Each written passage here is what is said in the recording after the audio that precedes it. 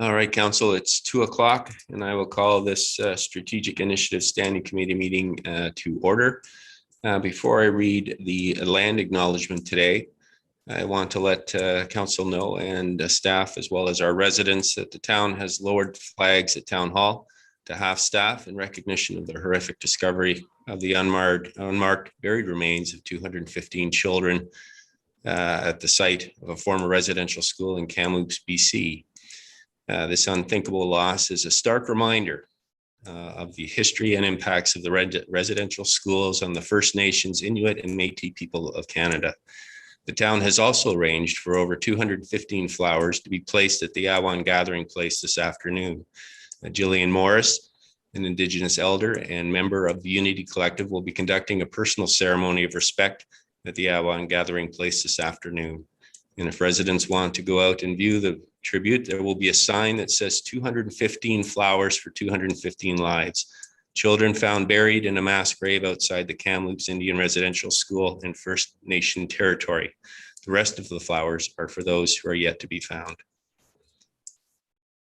Today, we acknowledge that Collingwood is located on the traditional territory of the Indigenous peoples of Turtle Island, including the traditional lands of the Anishinaabe, the Haudenosaunee, and Ojibwe peoples, and on lands connected with the Lake Simcoe and Ottawasaga Treaty of 1818. This is the home of a diverse range of Indigenous peoples whom we recognize as contemporary stewards of the land and valuable contributors to our society.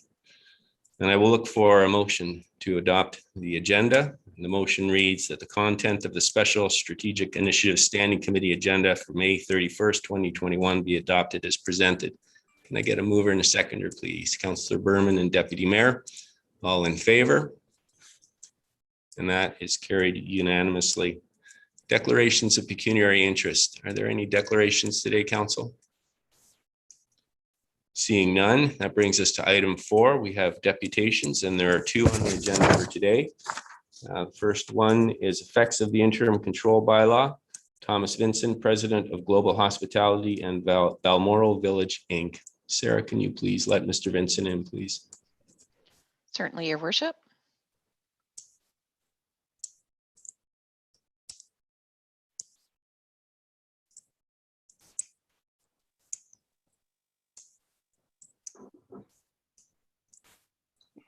Good afternoon, Mr. Vincent. Can you hear us?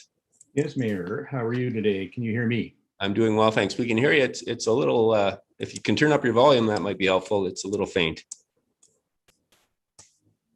Is that a little better? That is better. Thank you. You have 10 minutes, Mr. Vincent. Go ahead, please. Thank you, Mayor Saunderson. I'm going to read a little dissertation that I have in regard to the ICBL in Balmoral Village. I'm still puzzled about the 2015-16 reports in regard to the water treatment plant and future water needs in the community, and the 2019 recommendations, which we're all aware of by Ainsley and AECOM, on water capacity and immediate improvement or replacement of the water treatment plant. I really think that Council should be investigating why this water treatment plant improvement recommendation wasn't an alarm and cause for concern for our community needs. I think that it's something that should definitely be looked into. Because now we're placed in an emergency situation in regard to this ICBL and basically shutting down development approvals for 1 year in Collingwood and the community. I'd also like to look at this land use study that's been recommended by town planning. Obviously, it's a foregone conclusion. You're going ahead with it. It's going to cost Collingwood another small fortune for the taxpayers of the community. And I'm going to predict that 80% of the recommendations from the study will already be known to the town and to the development industry. So from my perspective, as a resident and a developer in this area, I think that it's redundant, to be quite honest with you. And I think it'd be more prudent if the town might first approach the development industry, review the vacant lands in Collingwood that are of concern for future projects. If you speak to the development industry, who are very experienced and would be able to make recommendations to the town to consider in regard to future land use. But as I said, I think that the town has already made that decision to proceed on their own. I would recommend that all town council review my correspondence of April 25th and understand the ramifications of the ICBL that I have raised. I think it's very important to review that. I know you've got tons of correspondence, but I'm raising the flag on a number of issues, as you know.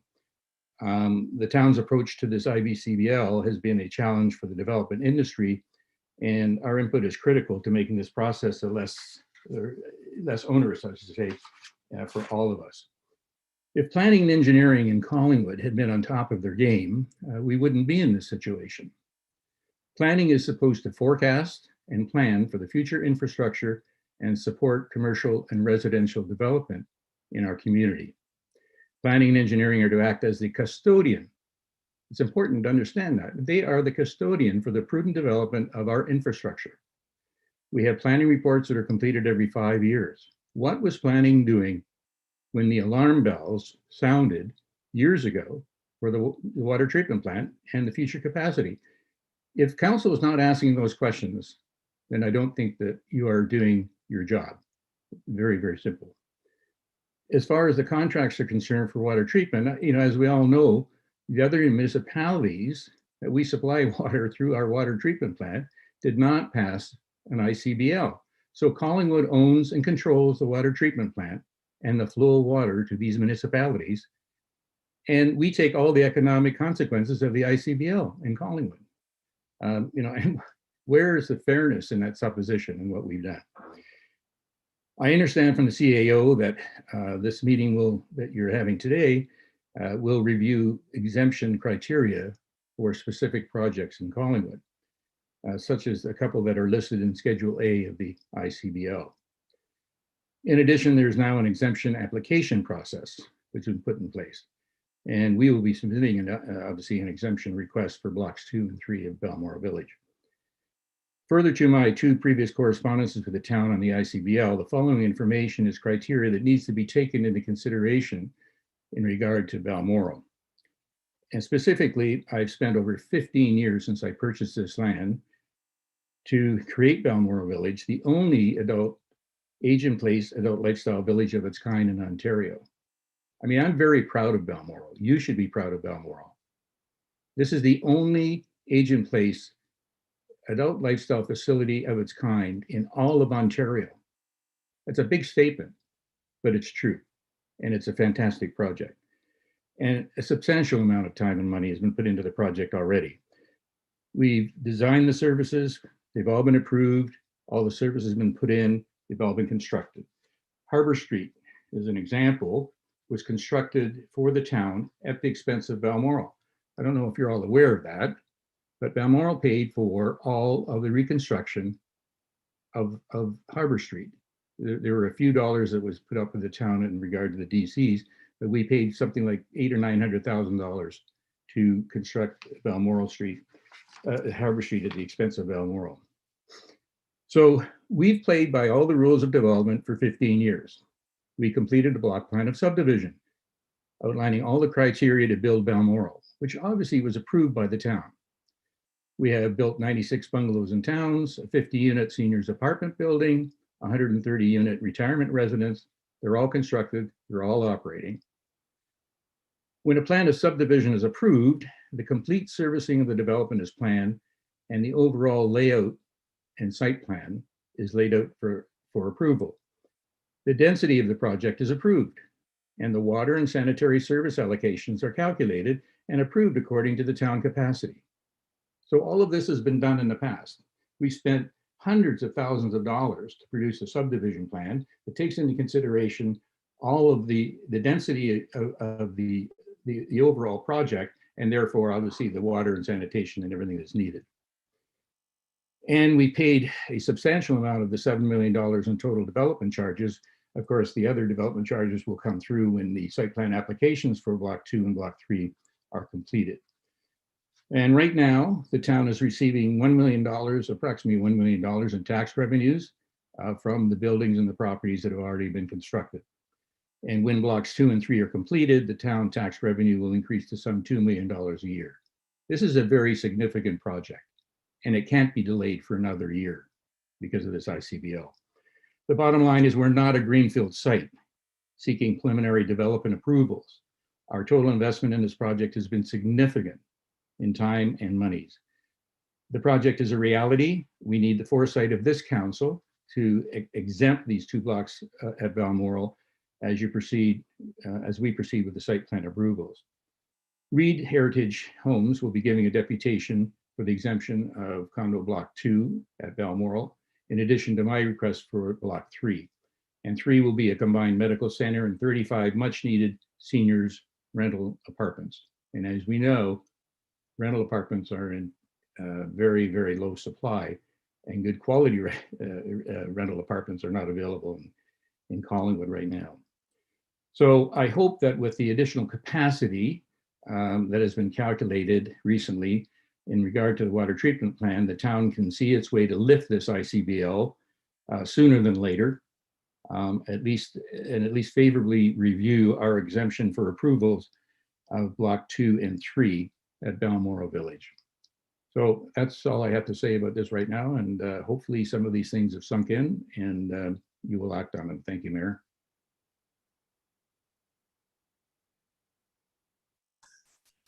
Thank you very much, Mr. Vincent. Are there any questions or comments, Council?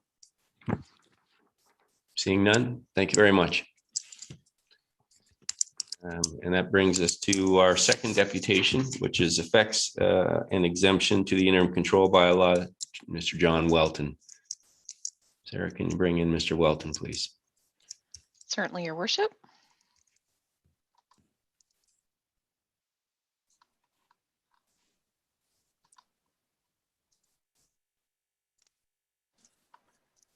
Good afternoon, Mayor Saunderson, members of council and staff. My name is John Welton. I'm at 148 Shaws Road, the Blue Mountains, L9Y 0R7, and I'm the president of Sunvale Homes. It's always a tough job to be the speaker after Tom Vincent. He puts on quite a performance. On April 28th and May 17th, I provided council with detailed letters requesting early exemptions from the interim control bylaw. Sunvale Homes building lots are located in the Eden Oak McNabb subdivision in phase 1 of the subdivision, which was registered in 2019. Our remaining 27 lots are all part of phase 1 of this plan. Sorry, I hope my video is working. Yes, we can see you. Okay, great. I requested a deputation for this afternoon's meeting because I was concerned that I needed to remind council and staff to undertake consideration of exemptions from the interim control bylaw prior to retaining a new land use consultant. This afternoon, I am very pleased to see the CAO's report, which honors the commitment council made on April 26th, that staff and council would consider possible exemptions from the interim control bylaw at the soonest possible time. It has been a stressful and frightening 5 weeks since the interim control bylaw for our home purchasers awaiting issuance of building permits. But with the recommendations in the CAO's report and council's support and approval today, I can report to our purchasers that all things considered, council supported them very well in this situation and provided the exemptions in a relatively short period of time.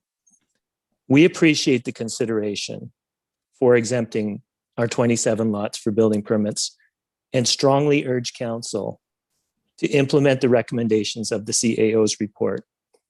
My final comment is that lot 226 of Plan 51M 1162 was inadvertently left off the list of exemptions. Would it be possible to ask for an amendment to the staff report to also include lot 226? I contacted the CAO, the planning director, and the clerk about this missing lot, but in the shortness of time, nobody was able to respond. Anyway, I conclude my deputation by thanking council for honoring their commitment. I'm very pleased. Thank you, Mr. Welton. Council, any questions or comments for Mr. Welton? Go ahead, Councillor McLeod. Thank you. Thank you so much for coming to see us, Mr. Wilton. When you say that you're grateful for town council for being responsive to your request, I wonder if you're going to write to the people who received letters from Lisa Diamond, who's a member of your company, Yes. who called this council duplicitous and deceitful and atrocious, and said that we made a decision knowing full well that our decision was going to have an unfair and disastrous impact on their lives. Do you stand by what Ms. Diamond wrote to your prospective homeowners? No, I don't actually. I'm the party that communicates with our homeowners on things like that. And the number of the people that were impacted by the interim control bylaw got in touch with me, but I didn't approve of that letter going out, and I certainly didn't see it. And I understand that there's a lot of things involved and various issues that council has to deal with. And I would never have let Sunvale take that kind of position because you didn't have an easy situation here. Thank you so much for saying that. I will advise you that the first words of this letter is on behalf of everyone at Sunvale Homes. Well, that obviously didn't run by me. Good, I'm glad to hear that. Thank you. Yeah. Thank you, Councillor McLeod. Any other questions? Thank you very much, Mr. Welton, for taking time today. Thank you. All right, Council, that brings us to item 5, the consent agenda. I'll read in the recommendation.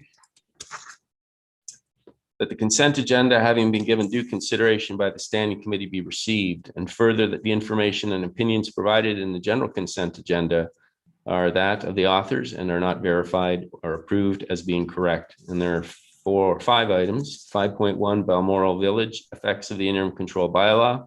5.2, Darko Naumovski, I hopefully said that right, request for exemption for interim control bylaw. Desir Canada Inc., request for exemption from interim control bylaw. Reid's Heritage Homes, request for exemption from interim control bylaw. And a numbered company, 2528233 Ontario Inc., request for exemption from interim control bylaw. And I will look for a mover and a seconder for the adoption. Councillor Jeffrey and Deputy Mayor, all in favor? That is carried unanimously. Council, are there any items to be pulled today? Seeing none, this brings us to item 6, which is staff reports, and item 6.1 is CAO 2021-7 interim control bylaw number 2021-20-24 exemptions and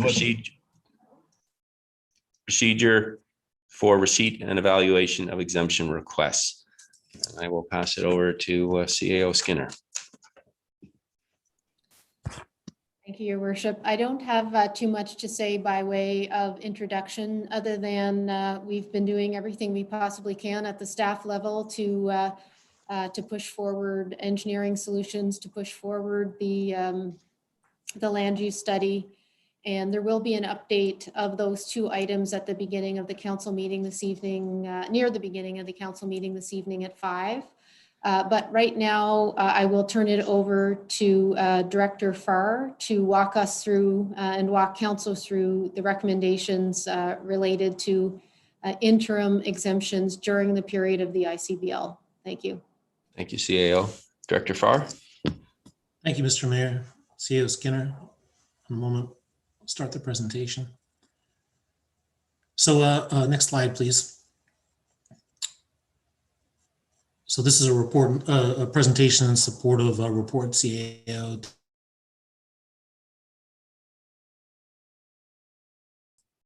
I think we lost Director Farr has frozen. 2021-07, dealing with exemptions and requests. So to briefly set, the ICBL was passed and direction was provided to initiate a land use planning policy study. During that time, the issuance of building permits has been restricted. The purpose of the study is generally to examine any required changes to the town's land use planning policies and or regulatory framework resulting from water and wastewater servicing capacity limitations, and the implications of water and wastewater servicing constraints for growth management, servicing implementation, and any other impacted policies within the official plan as related to the town's land use planning policies and regulatory framework. The outcomes of the land use planning policy study are the appropriate tool for considering how to deal with the supply shortage. Next slide, please. The recommendations of report CAO 2021-07 are to exempt the following lands from the ICBL. Those are portions of subdivision 51M 1162 and portions of subdivision 51M 1170 for the reasons stated within the report. And the report sets out a process for the receipt of exemption requests such that exemption requests received on or before June 18, 2021 would, if this report's approved, be reviewed based on the process and criteria set out within the report for processing and receiving exemption requests for allocation consideration at a July meeting of council. Next slide, please. So some brief details on the proposed exemptions. As I mentioned, the report proposes exempting lands that include portions of subdivision 51M 1162. This includes lots under development by Eden Oak and Sunvale Homes. There's one lot missing from the list that's been acknowledged, and staff heard Mr. Welton's presentation and will propose in the report that comes forward to council an amendment to include that, that lot. Next slide, please. There are also proposed exemptions for what is known as the Summit View development. And it's for the remainder of the units that are under construction at the north end of the development, which is very generally captured within the red circle that you see on this map. Next slide, please. The report also sets out a proposed process for dealing with exemption requests, and stated again, the outcomes of the land use planning policy study are the appropriate tool for considering how to deal with supply shortage. There are a number of requests that have been submitted resulting from some commentary that appeared in a report 2021-12. That was the report that accompanied the recommendations for the approval of the interim control bylaw initiation of the land use planning study. The process set out within this report is that requests would be submitted by June 18th for review and consideration at the July cycle of the committee and council. And then it's acknowledged that there are a list of exemption requests that have been received. I think those exemption requests were submitted in anticipation of the town considering those further. The report sets out prescribed informational requirements that will be expected to accompany these requests such that they can be reviewed completely with regard to their various details and with respect to the proposed evaluation criteria that are set out within this report. Additionally, this report advises of the process for review, which would be that once received on June 18th, the CAO in consultation with senior management and the town solicitor would review those requests and then come forward with recommendations as to how those will be dealt with. And I just want to remind people that who have submitted requests today or would submit requests under the process that's proposed in this report. Submitting a request does not confer allocation of the limited servicing capacity that currently exists in the system. Next slide, please. So I mentioned that there are some proposed assessment criteria included within the subject report, and those include but are not limited to matters of servicing efficiency. That is how much water is required per unit and whether that required water on a project basis can be accommodated within available capacity and relative to other criteria. The timing of the land use study completion relative to readiness to construct. You will hear later in the weekly update on planning and engineering work to advance the land use study, or at least planning work anyway, to advance the land use study, that we're getting very close to selecting a consultant. So the expectation is we would be initiating the land use study in short order. So there's a question about timing of projects relative to the completion of the study and any recommendations that would flow from that. Another criterion is appropriate balance of land use types between greenfield, infill, and intensification projects and non-residential. And this speaks in some general terms to the next criterion, which is the extent to which a proposal reflects the objectives of a complete community. And those are things like public health, safety and well-being, affordable housing, heritage protection, environmental protection, significant economic impact, redevelopment of lands that carry water service and capacity, and matters of broad community interest. Of course, that list is, and this list generally, as it appears on the slide, is not exhaustive. And for further detail of those interested individuals should direct their attention to the report CAO 2021-07 that accompanies today's agenda. Next slide, please. So with regard to the request received to date, there is a list, as a tentative requests for exemption received to date that stands as an appendix to report CAO 2021-07. Those are listed simply as an acknowledgement of requests that have been submitted. They've been submitted without any exemption process in place. There is, as I indicated earlier, if this report is approved by council, the expectation would be that any of those individuals interested in pursuing exemption would provide the prescribed information and consider for themselves the criteria that are set out in this report. Among those applications, and this is important to note, they generally fall into two categories, which has really no bearing on the question of council's consideration of exemption at this time. But there are those projects for which building permits are the main applications or approvals that are required. And then there are those projects where both planning approvals and building permits are required.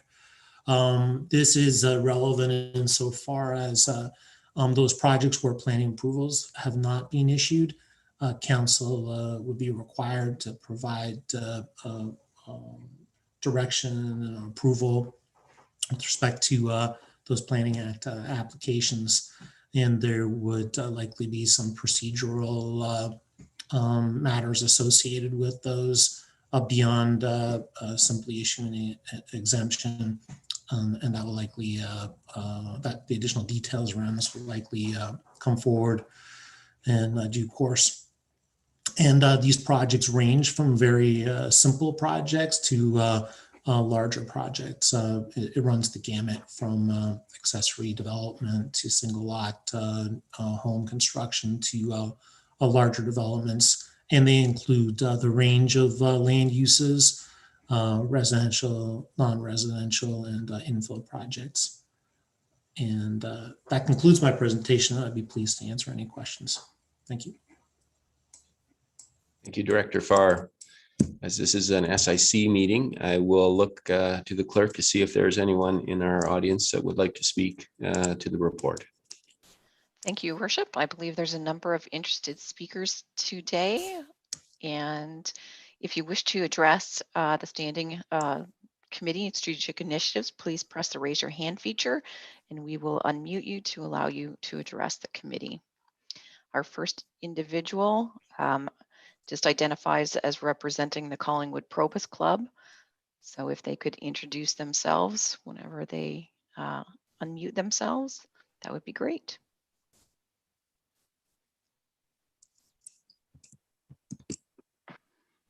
Go ahead, please. Can you Yes, hear us? I'm not representing Collingwood Probus. In fact, it's John McGarry speaking, and I'm at 15 Sunset Court in Collingwood.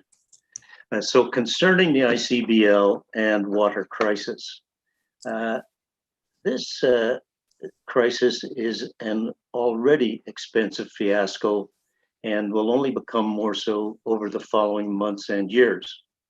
I'm hoping that council will direct staff to track all the costs associated with this separately from the capital expenditures for the actual plant expansion. Those costs should be self-funding from the water rates, and I trust our treasurer would have already flagged it by now if that was not the case. There will be internal and external costs and foregone revenues resulting from the ICBL crisis. 1, internal cost. There has already been significant staff time expended on this issue. We don't normally see the town publicly report on staff resources expended, for example, as in the judicial inquiry, but these costs should be tracked and attributed to this issue, because when staff are working on this problem, they are not progressing other town business. That is called opportunity cost. 2, external costs. I'm pretty sure we have already incurred significant legal and other outside consulting costs, again, separate from the direct engineering consulting going into the plant expansion. Undoubtedly, there will be more as the exemption requests pile up. I have no doubt that there will be litigation down the road when some developers who are refused exemptions will undoubtedly sue the town. Surely, council and residents are entitled to see a publicly accessible running tab of these costs posted on the town's website and updated in real time as invoices are received. It is to be hoped, and I suspect vainly, that lawyers' hourly rates and hours billed will be publicly tracked.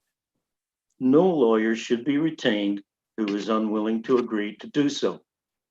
And while you're at it, why not comply with the town's purchasing policies and publish RFPs for all legal and outside consultants?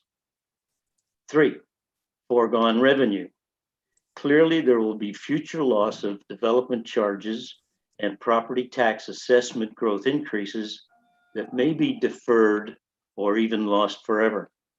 Council should require staff to calculate these foregone revenue streams to add to the total tab for the ICBL water crisis. So I would like to see, when staff report to council, as they are now mandated to do at each council meeting on the ICBL and water issue, I would like to see them also report all expenditures expended on this issue. Thank you. Thank you, Mr. McGarry. Council, any questions or comments? Seeing none. Clerk Almas. Certainly, Your Worship. The next speaker is Jillian Essen. Hello, Ms. Essen, can you hear us? Yes, I can. All right, go ahead. Thank you. As an individual homeowner, I'm not entirely sure of my correct role here. My first question was, how did one get on the consent agenda in the last 5 weeks? I have been trying to understand how the process works, and If you'd like the answer to that, I'll let the clerk respond. Certainly, Your Worship, and to members of the public and Jillian, just for background information, if you submit items to council following a council decision, it is provided on the next correspondence agenda item for either the committee or council to receive. There was a number of requests that come in after an agenda is already published. So all of those documents are provided to council outside of the normal process or outside of being added to an agenda. But council is provided that information before they make a decision if it's provided in advance of the meeting. But any documents, if you have any correspondence or you wish to further submit an item, please forward to clerk@collingwood.ca and we will ensure that that correspondence is added. And just to understand the CAO's report, the existing exemptions that are now documented in Schedule A, that will just, the question is, they will all continue to pile up until June 18th. Then they will be reviewed with possible exemptions being presented or being approved in July, or is it, am I missing some timing here? I'll look to Director Farr. Adam, can you help? That's generally correct through you, Mr. Mayor, in response to the deputy the question. That's generally correct, except that people who have submitted exemption requests today would be required to submit the prescribed information that's set out in the report. That's things like the owner name, the contact information, any agents, applicants acting on their behalf, project details, consideration of the criteria, a sort of a sketch of the location of the property. So that's all set out in additional detail in the report. And the date, the deadline, if you will, for submitting that would be June 18th. Those exemption requests would, as indicated, be reviewed. And then the results of the review would be presented to council at the July cycle of council's meetings. So there are a number of meetings that occur throughout July through council's regular schedule, where committee meetings are held, followed by council meetings. And the town staff may explore flexibility within those dates, but generally speaking, it'll occur sometime in that July cycle. So my exemption request, which has all of the elements acknowledged on it, it is a residential, it is not an infill or new property. It's an existing property and we've supplied all of those elements. It's considered properly submitted at this time then, yes? Director Farr? The answer to the question is that no, the people who have submitted to date will be required to review the information requirements that are set out in the report and submit accordingly. Staff have considered the most sort of effective means of doing this, and other than the report that's been presented tonight, there's an expectation we likely send out an email to those who have indicated interest in exemptions, advise them of the information requirements, and then in order for them to be considered, they would have to submit something formally under the set of requirements that are described in the report that's under consideration today. Okay, and so just to be clear, Adam, so an email will go out to everyone who has submitted a request so far to set out the guidelines, and if anybody has any questions, they can contact planning staff? That's right, either planning staff or the clerk, either one. Most likely that information will be included in the outgoing correspondence to ensure that the appropriate town staff contact has been identified. Okay. So if our property, the accessory dwelling unit at 18 Hickory, is on the list, we are not considered at this point properly submitted for an exemption. That is what I'm understanding. Director Farr? No. So that's correct, Ms. Essen. You're on the list, but given the parameters that are being set out in the staff report, you will receive an email or correspondence from the town setting out the information that's required. And if you have any questions, you can certainly speak to planning staff.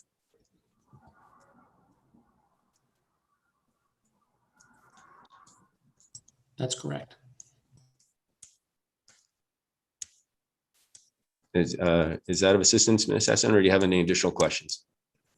I find this is very challenging. The building department has been exceedingly helpful in the last 4 years we built our entire proposal around the direction of the planner, the planning technician. All the timing was set out by the planning technician. The 3 stages of the parcel of the project was done directed by the planning technician. Every time I tried to contact her, it was often a very long wait in between. And then to get to the point where we're finally ready to submit everything to then have this interim council or interim control bylaw without any preceding warning is exceedingly discouraging on so many levels. So I hope that the planning department, and specifically the individual who I have a difficulty with, will be responsive. I look forward to that. Thank you, Ms. Essen. We have your comments and we will make sure that that happens. Councillor McLeod. Thank you. It's not usual for a councillor to speak, I think, to a deputant, but Ms. Essen, we've received your email, and I just want to tell you, none of us wants to be here.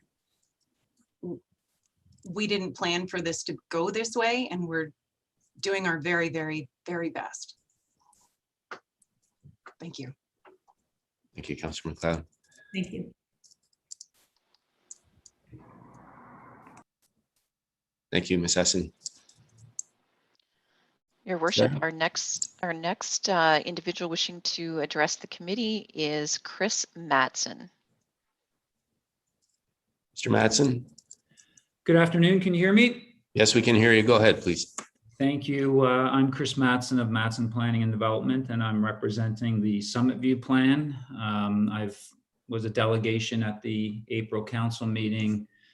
I've written a couple of letters so far, but I felt compelled to have to speak again. And I do want to recognize, I appreciate all of council's efforts. I hope you're not here for 7 hours like we were in April for your own benefit.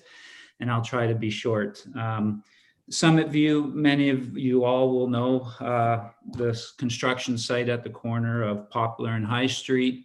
The entire lands are under construction. Half the houses are built.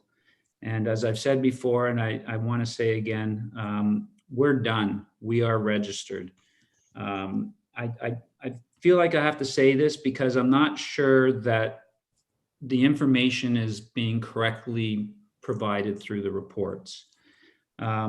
95% of that staff report that you're looking at today is commenting on plans that are in the process that are behind us, and typically years behind us. There's a significant difference in planning and approval status for plans that are registered like we are and everybody else. There's no comparison. We're done. And again, I'm not sure it's conveyed in the reports. In fact, when Director Farr was saying earlier that the status of approvals has no bearing on council's consideration, I actually disagree with that comment. We have a legal contract and agreement with the town for us to proceed. The town willingly and knowingly, with full knowledge of our intentions to service and build houses, took our letters of credit, took our town fees for our phase 2 lands at the end of December, this past December 2020. We relied on this contract with the town before we invested millions of dollars in servicing costs, entered into contracts with servicing contractors, the Hydro Authority, our house builder, Devonley Homes. All of this we proceeded on based on these commitments. It's not like we're just starting, but those millions of dollars that I mentioned are in the ground now.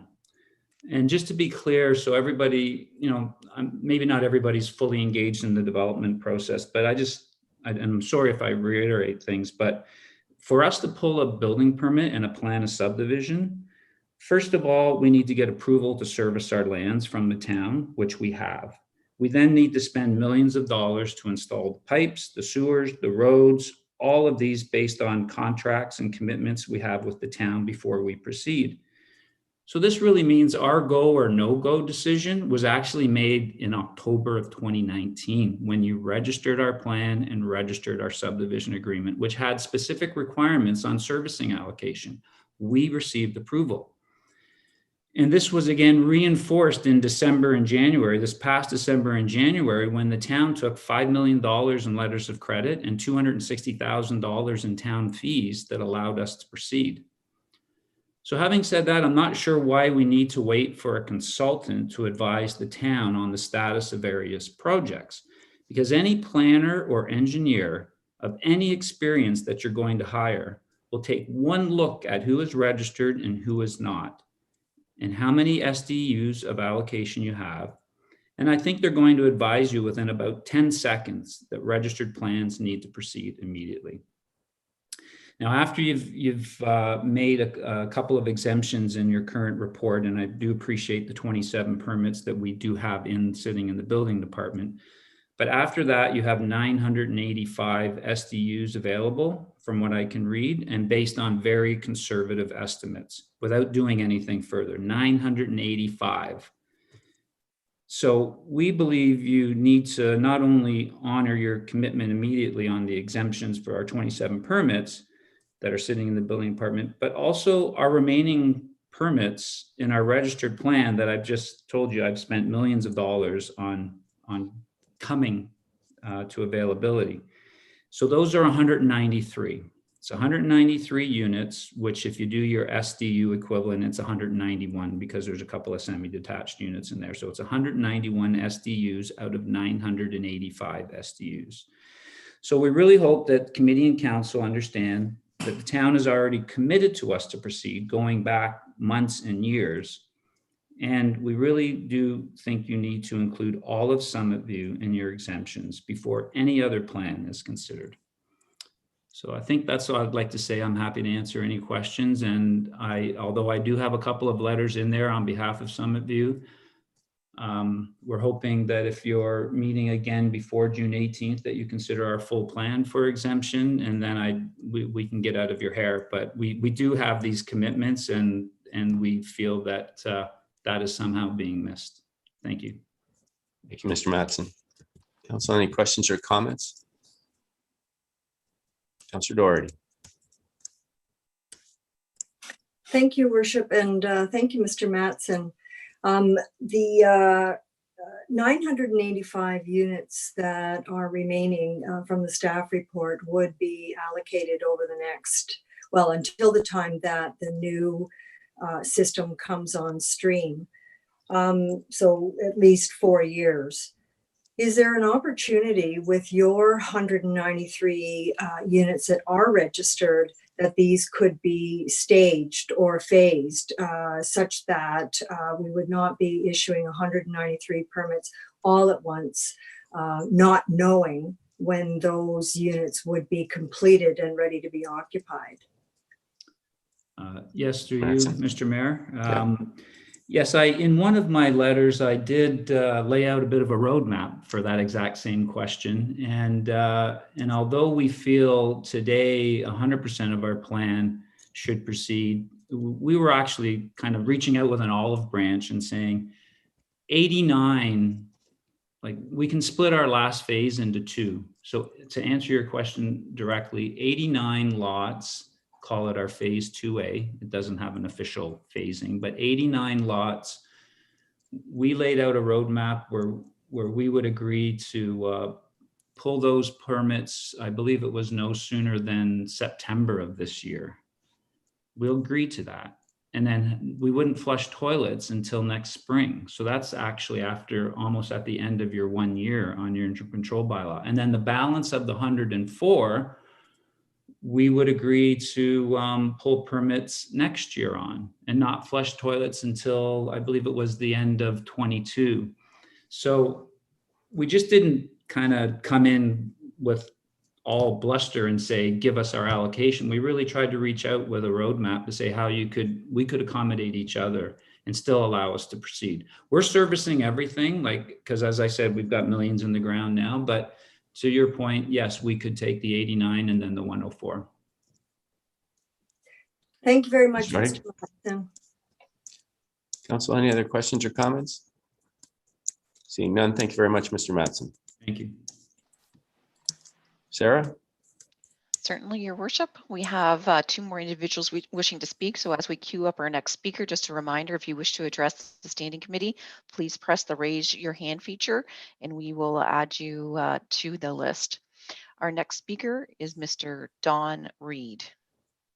Mr. Reid? Good afternoon. Can you hear me? Yes, we can hear you. Go ahead, sir. Okay, excellent. Mr. Mayor and councilors and staff, thank you for allowing me to speak. I'm speaking on behalf of my wife and myself. We are at 12 Niagara Street in Collingwood. We are in support of this staff report, CAO 2021-07. The adoption of the ICBL regarding growth, water, and wastewater capacity for the town of Collingwood has created problems for those projects that are at various stages of development process like ours. We are listed on page 13 of the report as part of the Appendix A tentative ICBL exemption requests. We are currently at the consent application stage. And as Director Farr had indicated, there are some people that are ready for building permits and others like us where we need to get through the consent stage, then move on to the building permit stage. Anyway, we are fully prepared to move forward if we are allowed to do so. With any luck, we could get back on the docket for the June 24th, 2021 Committee of Adjustment Property Standards Committee meeting. Our applications were originally submitted on February 3rd, 2021, and our relationship with the town goes back even further than that. And we were going to be considered at the Committee of Adjustment meeting on March 25th, 2021, before being deferred due to a lack of comments from environmental services. We simply couldn't go ahead. There remains the problem that our applications for a minor variance and consent require comments from the environmental services. We've met all the other criteria and requirements. It is unclear from this report if we can move forward without these comments. At this point, all we want to do is create the new lot with the knowledge that we can build on it in the future. If this isn't addressed in this report, then we ask this committee to direct staff to provide a mechanism to the Committee of Adjustment to be able to process applications without comments from environmental service, or to provide some language or mechanism that would satisfy that need. At this point, we are citizens seeking advice from you for this potential obstacle. If it's not addressed, the Committee of Adjustment will not be able to accept any applications due to missing comments from environmental services. If we are successful, we will then move ahead to the next stage of the process, which is to register the new lot and to prepare the necessary documents to get a building permit when allowed. This will require an exemption from the ICBL to do so. This report provides an exemption process, so we're quite thankful for that. We note that an initial deadline of June 18, 2021 cannot be met by us at this point, as the earliest possible time to get a consent application approval is June 24th at the next Committee of Adjustment meeting. So hopefully this application process allows for time for building projects like ours as we move through the various stages of development. This report does seem to indicate that, but I'm not entirely sure. In conclusion, we support this report and request that the Committee of Adjustment be provided a mechanism to move forward with some form of comments from environmental services so that applications like ours can move forward. Our primary goal at this time is to complete the consent application and register a new lot. Our project would require 0.8 units of water and is an infill lot that supports all of the other policies within the official plan. The issue of a building permit and allocation are next steps for us after we complete this step. We have fulfilled all the requirements, paid all the fees, and have had our applications vetted by staff and have been engaged in the process for quite some time now. We're truly ready to move forward in the creation of a new lot. Please help us to achieve this goal. We thank this committee and staff for working hard to provide solutions for those of us caught by the ICBL, and recognize that you're working extra hours and extra council meetings and the whole bit. So that's pretty much all we have to say, but I think it boils down to we're trying to get past the committee of adjustment stage, and there's a potential catch-22 roadblock where we can't get comments from environmental services to move forward. So that's the solution that we're really looking for at this point. But thank you for including us on the Appendix A, and thank you for listening. Thank you very much, Mr. Reid.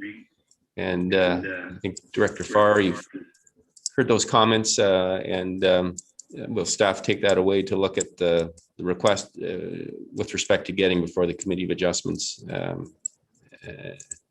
What would be? So that this matter, just very briefly, is subject to some discussion within the Planning Division, and the additional detail in regards to specific case appreciated. And staff will go away, consult with the town solicitor, which is what's required here, and advise accordingly as part of any updates to council or any forthcoming reports.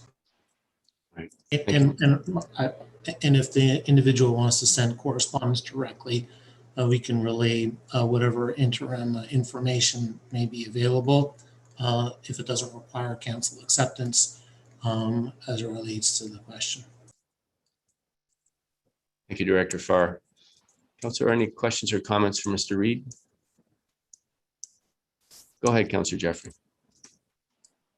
Thank you, Mayor Saunderson. Not for Mr. Reid so much, but through to Director Farr. Does that mean that we would be trying to work toward an exemption consideration for the Reids on the June 18th? After the June 18th cutoff for July, perhaps based on conditional on getting past the C of A or whatever that process ends up to be for us? Or would we be expecting them to wait for the next iteration of or consideration by Council of Exemptions? Director Farr? Mr. Mayor, there's sort of two separate issues. One is the disposition of a Planning Act application. The other is a question of exemption regarding water, and reconciling this specific application type with how the town is approaching other Planning Act applications. And so it would be, I think, would be advisable that if the Reids wish to have the property considered for an exemption, that they make the request. And in the interim, if there's some sort of kind of like additional information that changes the routing of that request, then that can be brought to bear, and all that information can be considered by staff. However, in the interim, the issue is a Planning Act processing question, and something that we will get an answer on, and as I indicated, relay back to the Reids. Follow up, Councillor.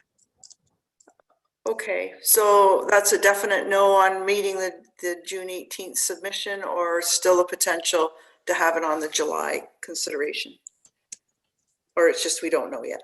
I think there's the potential it might be bifurcated with the Committee of Adjustments planning process and then the exemption process. But go ahead, Director Farr. I'll just say very briefly that the interim control bylaw impacts the processing of the Planning Act applications in particular ways. And I guess most prudent way forward would be to take the circumstances of this situation, discuss with the town solicitor as it relates to the town's overall development approvals regime, and any issues that might emerge by way of the interim control bylaw.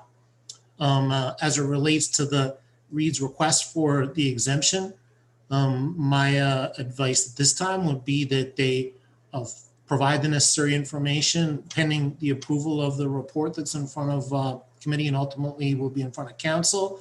And then all this information is just going to come back to the same place anyway. So it would be prudent for them, given this proposed June 18th deadline, to submit the exemption request, and then we'll reconcile the two issues, the question of the planning process and the exemption request, either in whole or in part. In any case, I understand the question that's being asked, and the result will be that the Reids have the information to respond to the question that they've raised. Okay, thank you. Thank you, Councillor. Hopefully that gave a little bit of clarity, Mr. Reid. Yes, it sounds helpful. Thank you. All right. Thank you very much. Clerk Almus. Certainly, Your Worship. Our next speaker is Lori McAleer. Ms. McAleer, welcome. Hello, can you hear me? Yes, we can hear you. Go ahead, please. Okay, thank you, Mr. Mayor and councillors. Sorry, I'm not sure of the protocols here, so I apologize if I'm not following all the rules.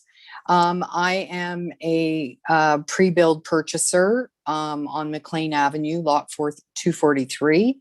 I have sent an email to all of you with some of my thoughts about water consumption as well as the interim bylaw.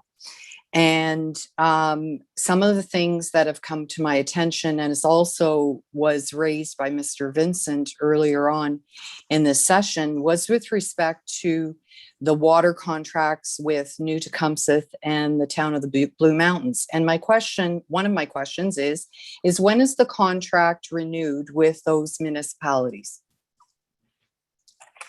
We'll look to the CAO Skinner for an update on that. Thank you, Your Worship. And thank you, Ms. McAleer. McAleer, it's fine, don't worry. The emphasis on the correct syllable. That's okay. Yes, so with respect to New Tecumseth, we do not have a contract with them right now. We've been supplying them with the water they're using, which is about 9,500 cubic meters per day since for quite a few years. I recall from around 2004. So they're not getting any extra water from us. So there'll be no development, proceeding there due to additional water from the town of Collingwood. And however, we are pursuing a contract with them because in part, they're a large partner in the expansion of the water treatment plant and will be paying a large majority of those costs. With respect to the town of the Blue Mountain, I'm afraid I can't recall off the top of my head the exact expiry date for that one. We do have some options to give notice and expire that contract. However, it may or may not be necessary. Town of Blue Mountains has been working quite proactively with at the staff level, potentially at council level too, but I can only speak to the staff level. At the staff level to see what the flexibilities may be there to return some of the water. So that's actively underway. And I should have mentioned with respect to New Tecumseth, they've also been asked if they have some flexibility, particularly in the winter, to return some of the water that they're using. So as soon as we hear anything, we would report that back to council as well. Thank you. Thank you, CAO. And I can just add on the political level that there have been discussions myself with Mayor Soever of Town of Blue Mountains, as well as Milne from Town of New Tecumseh. So politically, we've been in consultations as well. Well, I guess, from my perspective, to supply water to another municipality that you have no control over. In fact, I was listening to your committee meetings or your council meeting a couple of weeks ago when New Tecumseth didn't even reply to your emails. So I think that I don't understand why town council would put through the interim control bylaw, which, as Mr. Vincent had said, only will stop building within the town of Collingwood, and yet you have no control over increased demand to other municipalities that you're supplying water to, that they can, all those people that want to build now are just going to go outside of the town limits of Collingwood and they can build and take as much water as they want, because right now you have no control over that, at least from what you've just mentioned. So I understand where you're coming from. And my second point is, as I put in my email, which I did get responses from numerous councils as well as you, Mr. Mayor, and I really appreciate that. But my point is what is being done to reduce water consumption? Why isn't the town of Collingwood a model town in all of Ontario for conservation? Just because there's the great big Georgian Bay there that you're pulling water from, seems to never be able to be emptied. It behooves all of us to reduce water consumption. What bylaws are in the process right now to encourage or force reduction of water consumption, both in the summer and in the winter? Right now, it's like winter, winter, winter. But at the end of the day, you're passing mixed messages to the people of the town that, okay, summer, we're yay, yay, no problem. Let's reduce the price of water. And in the wintertime, you're shutting down the town because you foresee not being able to provide water. What bylaws are being worked on right now or in the books to reduce water consumption? You raise a good point, but there are existing measures, and I don't know if Director Slama is available. She can talk about that. We did go through our water rate structure, which is encouraging conservation as well. And in the summer, we have the watering restrictions, but it is a very salient point about how we work forward to make sure that we're using the water wisely. Director Slama? Worship. Yes, you are correct. In the water bylaw that is in place right now, we do have restrictions that are related to outdoor watering. So they actually don't have a time frame, like a seasonal time frame linked to them. So year round, odd number homes are to water on odd days, even number homes on even days, every other day watering. With respect to our water rates, we changed our water rate structure. Previously, we did have a structure that reduced the cost of water in the summertime months. And with our new rate structure that we implemented in 2020, we changed that. So now if the higher users, people pay more for their water as they use more. So that we have 3 tiers, 3 or 4 tiers, and the price increases incrementally on the lower volumes. And that is, one way to encourage less watering, as people will have to pay more when they do water their lawns. Okay, well, with respect, those were things that were already on the books. And my understanding is the ICBL was put into place because there is a crisis. It is a crisis that had to potentially and will already, I'm sure, have cost many people thousands of dollars, livelihoods and everything else, and their plans of home ownership. So when I think of a crisis, I think back to, I believe it was 1998, when there was a crisis in Collingwood of cryptosporidium. And there were 100 people in Collingwood that were sickened, and thank goodness, my understanding is no one died. And that, to me, we haven't learned a lesson here. This municipality, the town of Collingwood, should be the example of all of Ontario of water management and water conservation and water quality. And right now, you're not telling me that there's one single thing, there's no task force, there's nobody working to think outside the box on how to reduce water today. And I haven't yet seen one thing on your town's Facebook encouraging water conservation in any way other than telling people there's an ICBL. The third point I have is that when I went on the town website, there's a Q&A section that talks about the ICBL and the commonly asked questions. And one of the suggestions on that section of the website advises people who have bought homes to talk to their builder and ask for their deposit back. On what legal grounds or what basis are you advising potential pre-built owners to ask for their money back? Where did that come from? CAO Skinner, are you able to assist on that?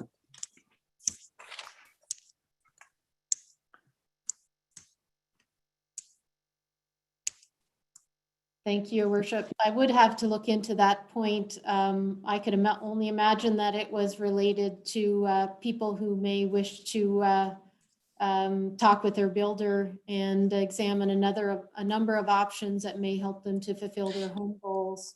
Okay, but the bottom line is, what legal grounds do you have to give people advice to ask for their money back?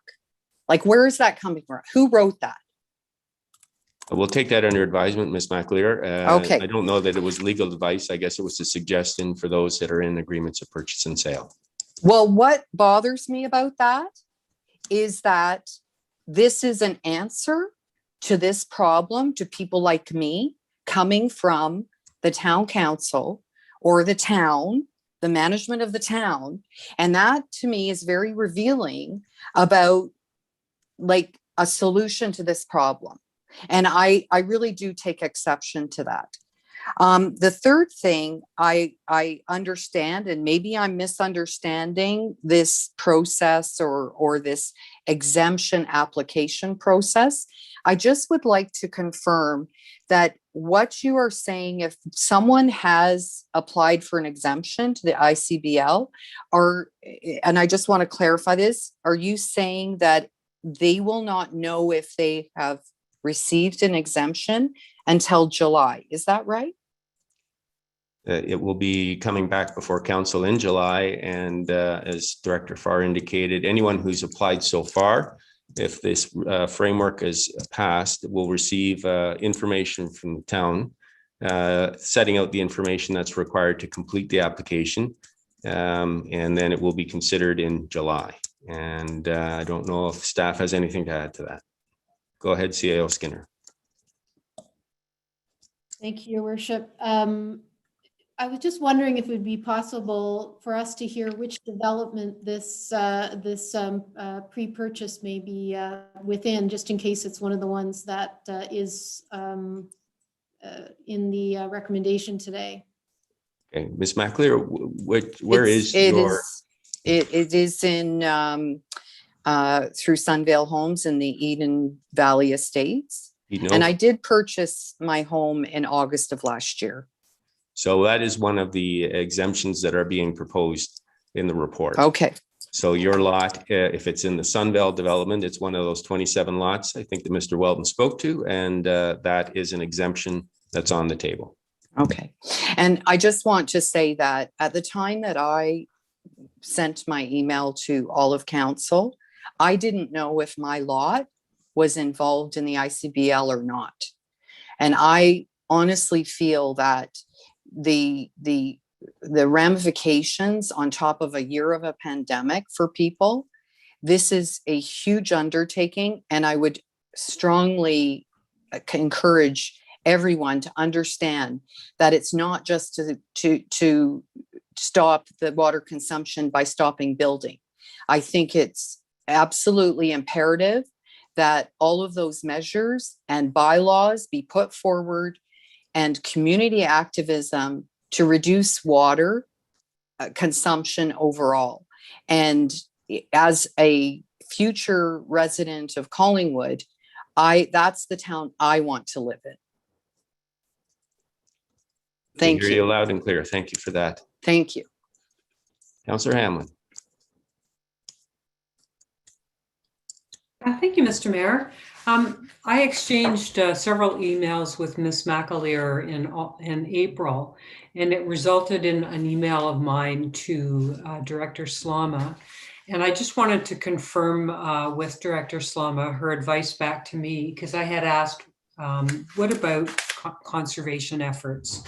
And Director Slama, I have your answer in front of me, and it was that this was a matter in the operational plan identified to be presented to develop in an operations subcommittee in the third quarter. Where do you see that in terms of the operational plan now? Are you still on track with that? Director Slama. Thank you, Your Worship. Through the mayor to Councillor Hamlin. Yes, we're still on track. What we had included in the operational plan is both the review of the water bylaw this year, and we also wanted to look at a more comprehensive conservation plan. Then we have implemented some conservation measures in previous years. Sorry.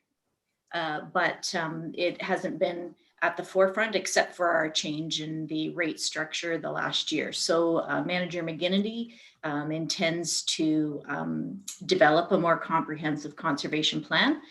And also I will let council and the public know that Manager McGinnity is planning on bringing forth an update to the Development and Operations Committee in June, just to provide a bit of background on what we have done and maybe some thoughts on how we'll be going forward.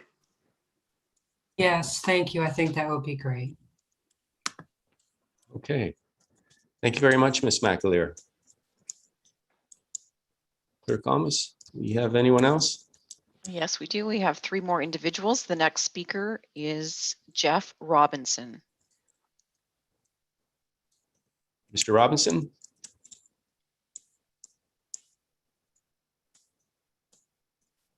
Mr. Robinson, go ahead. And hi, can everyone hear me? Yes, we can hear you. Go ahead, please. Hi, thank you. Good afternoon, Mayor, members of council and staff members. My name is Jeff Robinson, and I'm the Director of Development Planning with Reid's Heritage Homes and Sherwood Homes. I'd just like to take a moment to speak to our Royal Windsor development, which is Block 2 at Balmoral Village, item 5.4 on the agenda today. And Thomas Vincent obviously spoke to Balmoral Village earlier in this afternoon's meeting. We have submitted a request for an exemption to the interim control bylaw for the Royal Windsor project. This is not a future project or a project that is in the early phases of the approvals process. The Royal Windsor project is one of the final 2 remaining blocks to be completed at Balmoral Village. It has gone through an extensive planning and engineering approvals process over the last several years, including a rezoning, plan of subdivision, and recently a thorough and lengthy site plan approval process for Block 2. Prior to the enactment of the ICBL, we were anticipating confirmation of a council date this spring for final site plan approval and starting construction this summer. We have submitted a building permit application in anticipation of this schedule. The Royal Windsor is a 132-unit condominium apartment building geared towards active adults and seniors, a vital component of Collingwood's housing strategy and of a complete community. Given the servicing efficiencies of this type of building, it requires 88 SDUs, or single detached unit equivalent, of water capacity. Given the planning approvals already in place and the very advanced stage of site plan approval for the Royal Windsor, we were well into our sales program at the time the ICBL was enacted. Future homeowners, many of them Collingwood residents, have made a significant life decision and financial commitment to purchase in the Royal Windsor community. Currently, we have 61 units sold, which translates to $33,500,000 in sales to date, which is also translates to $5.2 million in deposits. At the time of the passing of the ICBL, we had 10 agreements of purchase and sale ready to sign. Unfortunately, all 10 were lost due to purchaser concerns over the enacted ICBL. We also had over 100 potential purchasers on our waiting list for the release of Phase 2, which we had scheduled for May 1st. Phase 2 was canceled and our sales office forced to close down due to the interim control bylaw announcement. A total of potential in upwards of $40 million in potential sales are currently on hold. Since the announcement of the ICBL, we have also lost 4 deals, principally due to purchasers not wanting to wait for potential delays due to the interim control bylaw. The effects of the ICBL are far-reaching for these purchasers and for the Royal Windsor project, given we were ready to start construction this summer.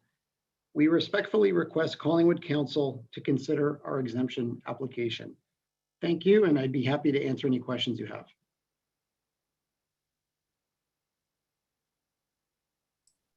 Thank you, Mr. Robinson. Council, any questions or comments?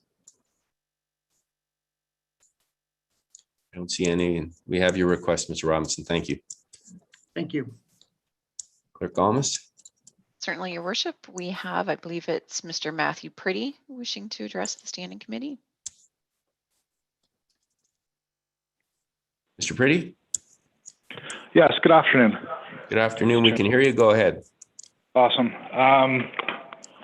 What I want to just present here is that from a sustainability standpoint, obviously this is the beginning of, oh no, there's a delay on the phone. Being sustainable. I got to go to a quiet room. Anyways, the bottom line is that this is stage one. This is step one, you know. Wednesday, we got the go ahead on the lockdown, supposedly September, June 14th, we're moving ahead again. But you guys are on the right step. You know, obviously these people are investors. Just keep letting people know what the steps are with regards to sustainability and the expectations of capacity, you know, in the sense of sanitary sewer and water filtration. You know, what are the next steps for capacity? What are the numbers? What are the numbers that we're going to need to service for the South Georgian Bay region? And this is obviously step one. And just keep in contact with the business community about capacity. And, you know, being more open about that is going to win more investment in South Georgian Bay, and it will attract investors. And we're going to see a nice increase in the town with high rises and mid rises, and everyone's going to be a lot happier. So keep going, guys. Good work. Thank you, Mr. Pretty. Council, any comments on that? Seeing none. Sarah, who's next? Certainly, Your Worship. We do have a number of other people joining us. Again, if you wish to speak to the standing committee, please press the raise your hand feature. If you're on a telephone, please press *9 to raise your hand, and we will add you to the queue. Our next speaker is Mr. Thomas Vincent. Vincent, go ahead. Thank you, Mr. Mayor. I just have a comment / question.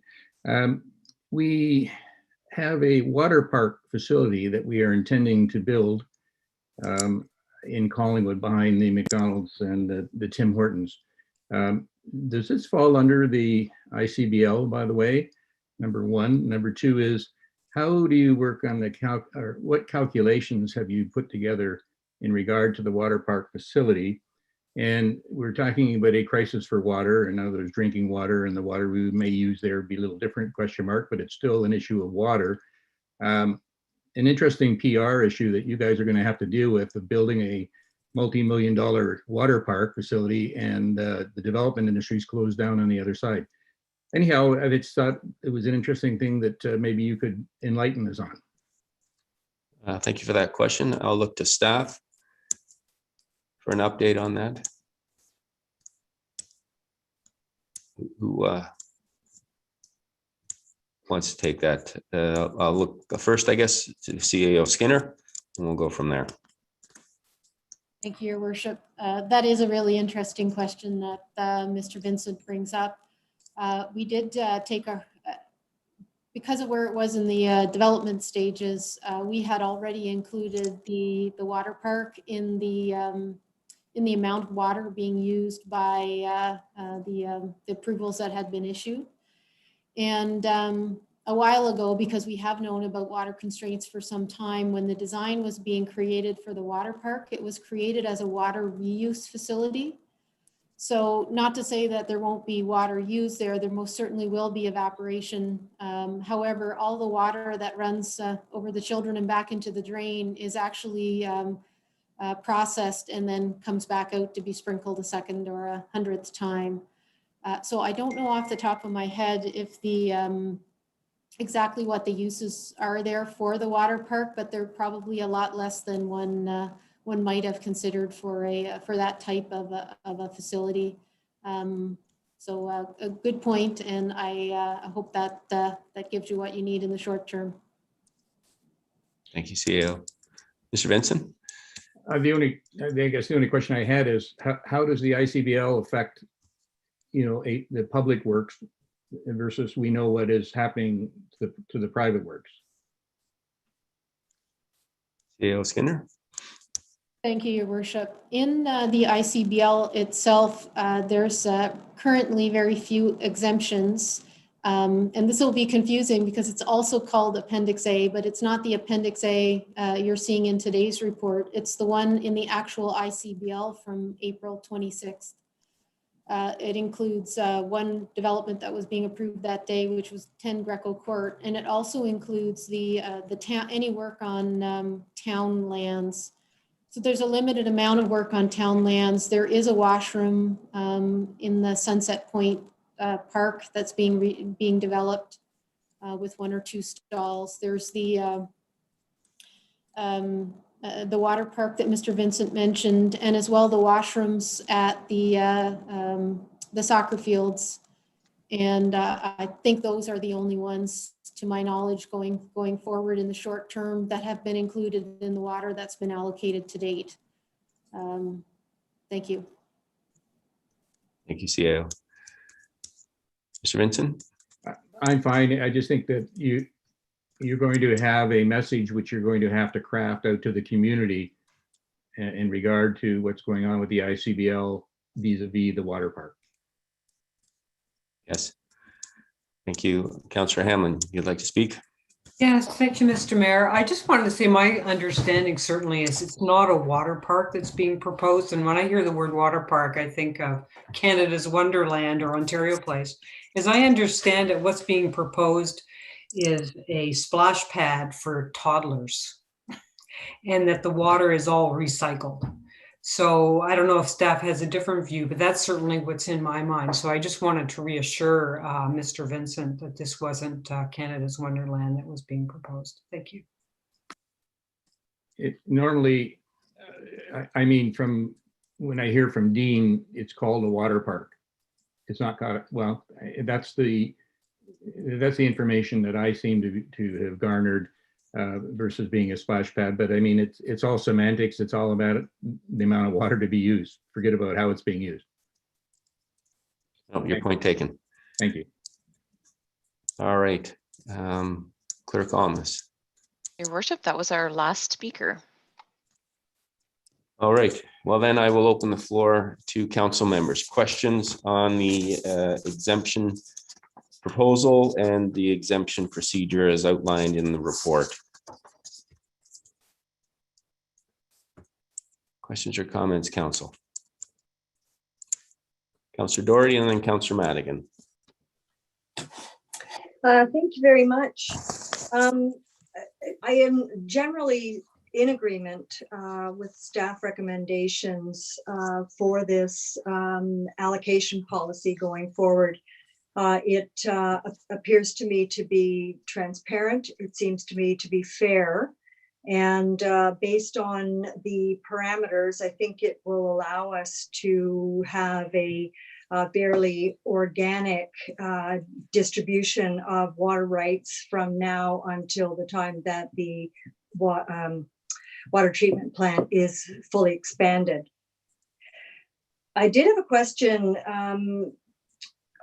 Based on a number of comments from members of the public and from some developers, I just wanted to confirm with staff, and I guess I could direct this question to Director Slama, that we have previously made it known that there was some remaining water capacity.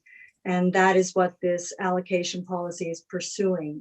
It is not as though we are at a zero capacity and we are backtracking or pulling numbers out of our hat or creating water from some other place. Who would like to take that question, staff? Director Slama or Director Farr? Okay, CAO Skinner. I was hoping that I wonder maybe Director Slama has been called away from her desk. Yes, thank you for asking that question, Councillor Doherty. And I actually, while I understood Ms. McAltier's comments earlier on conservation as well. I regretted not having said this earlier. Yes, according to the latest numbers, we have about 1,092 or 91, anyway, just over 1,000 single development units worth of water that's currently available. The current constraints are in the winter, although depending on how we manage that asset or any interim work that we do, it could end up being the summer constraints. In any case, there will be constraints. We think it will take 4 years. We're relatively confident that within 4 years, at the end of 2025, we'll have the new plant. So really what we're looking at, and our recommendations to council are that you think about allocating that water over the next 4 years as a complete community. And with any luck, we'll have some more water from other sources or engineering decisions, engineering improvements that will supplement that. But in any case, we think it should be allocated over the next 4 years. The allocations that we're looking at right now, including those that are in front of the Strategic Initiatives Committee for your endorsement today, are about, do you have any pressing needs right now during this study, which will hopefully be done in a year or potentially much less, that you think are so pressing and so important that they should proceed now. So we put in the report, you'll see that if there's 5 years that we need to get through conservatively, 1/5 of that water is in the 200, 250 units, more or less. That might be a rule of thumb as far as allocations in the short term, but we are not at zero. We're at over 1,000 development units. Thank you. Follow up, Councillor Doherty. Oh, thank you very much. I just was looking forward to seeing that sort of put back out into the public realm. The other question I have is, can we, as part of our criteria, or at least recommendations to developers, ask them or direct them to cease pre-selling units?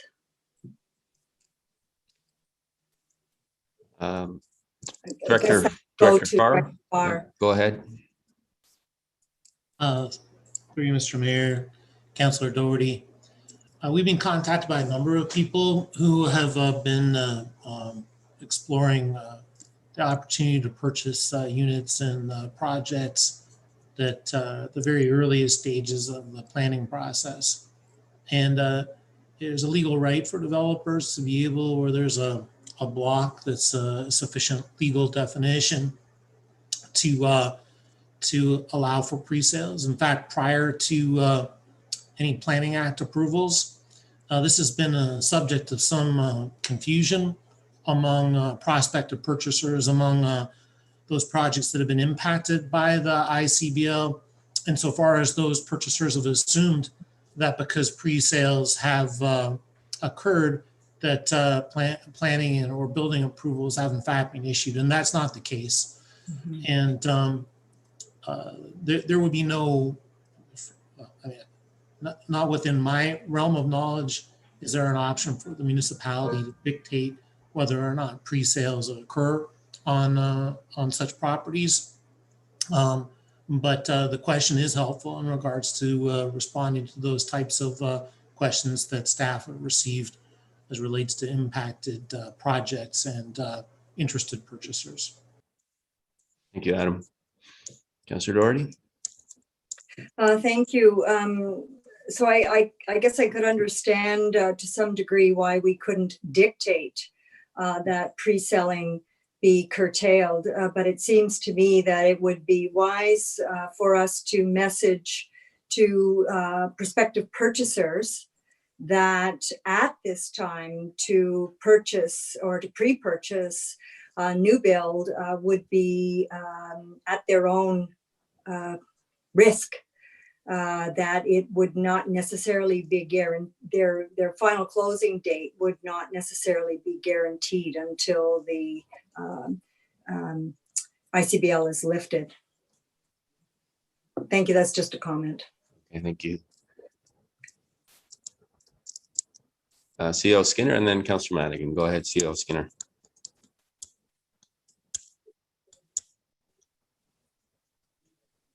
You're muted. Sonia, you're muted. Thank you. The Deputy Mayor had pointed out, and we, I think, had improved our communication plan to include the Realtors Association. So one of the things that we can do in the next few days would be to express to our local realtors what some of the considerations are around the ICBL, and they may also be able to help purchasers to understand the situation. And hopefully we'll be back in track quite soon, just after this study in the ICBL. But in the interim, we do want people to understand some of the constraints. Thank you. Councillor Madigan.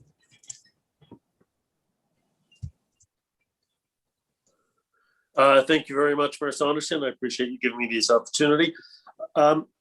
Although I obviously voted against the ICBL for my own reasons, I believe going forward with the one-by-one exemption and having time limits will unfortunately pit development versus development, future neighbors versus neighbors, and the somewhat overlooked pit council who are elected versus staff, because we are the ones that are getting the questions in Loblaws, Sobeys, and so on.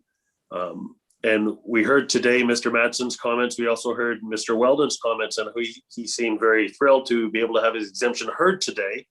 But we're not hearing from the volumes of developers, residents, potential homeowners, etc., that aren't being exempted or heard, and whose pain will both be monetary and emotional. And those two pains are very real. The CAO had made mention about a complete community and the pressing need. So before I make my final comment,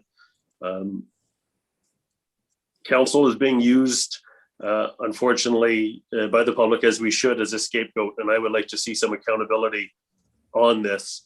We are being put in the middle of the community people that elected us and the people that we serve.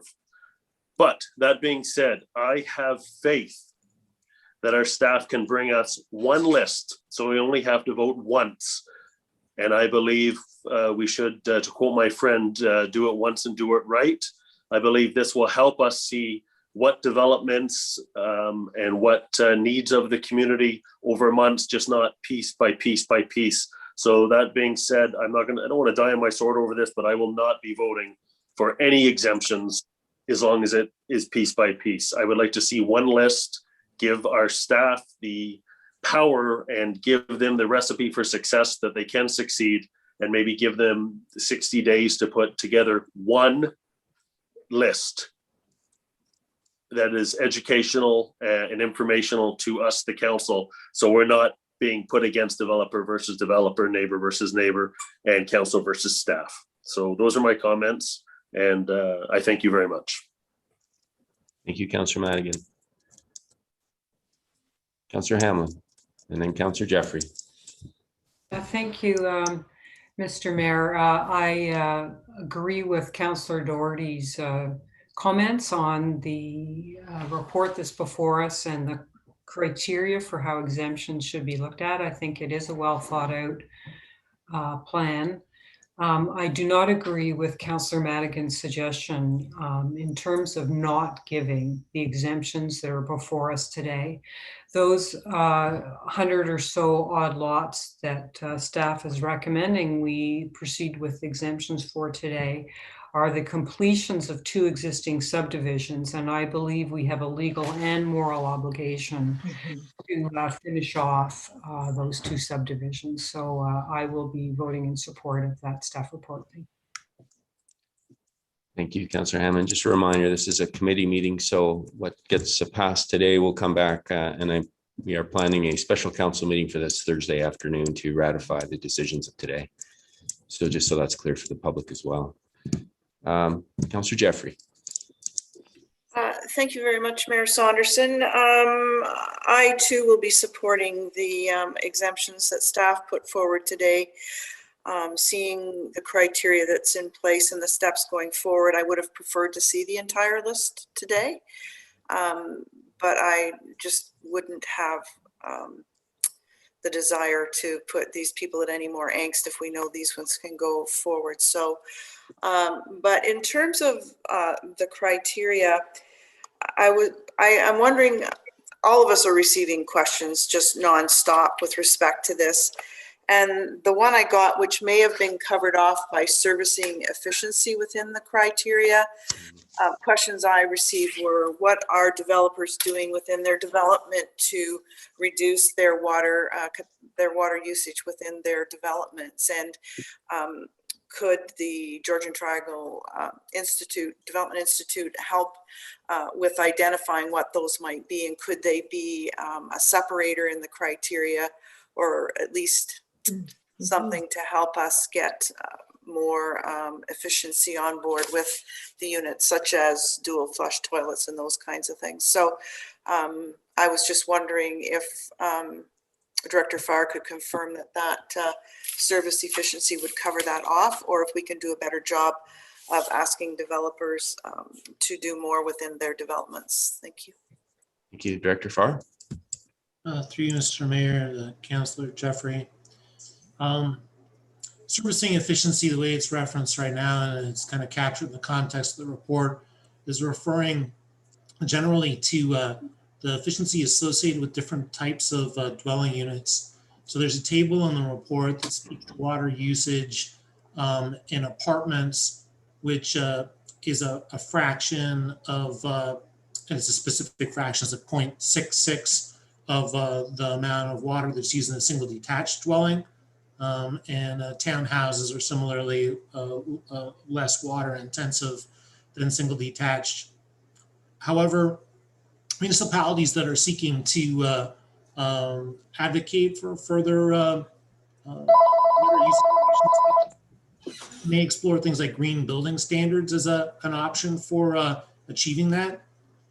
There have been usually when you get into an exercise of advocating for green building standards, you'll set them at a certain level, and then the Ontario Building Code will actually catch up to that level. So you're continuing on an aspirational basis to set the standards just slightly out of reach, and then in certain models encouraging developers to voluntarily achieve those sorts of things.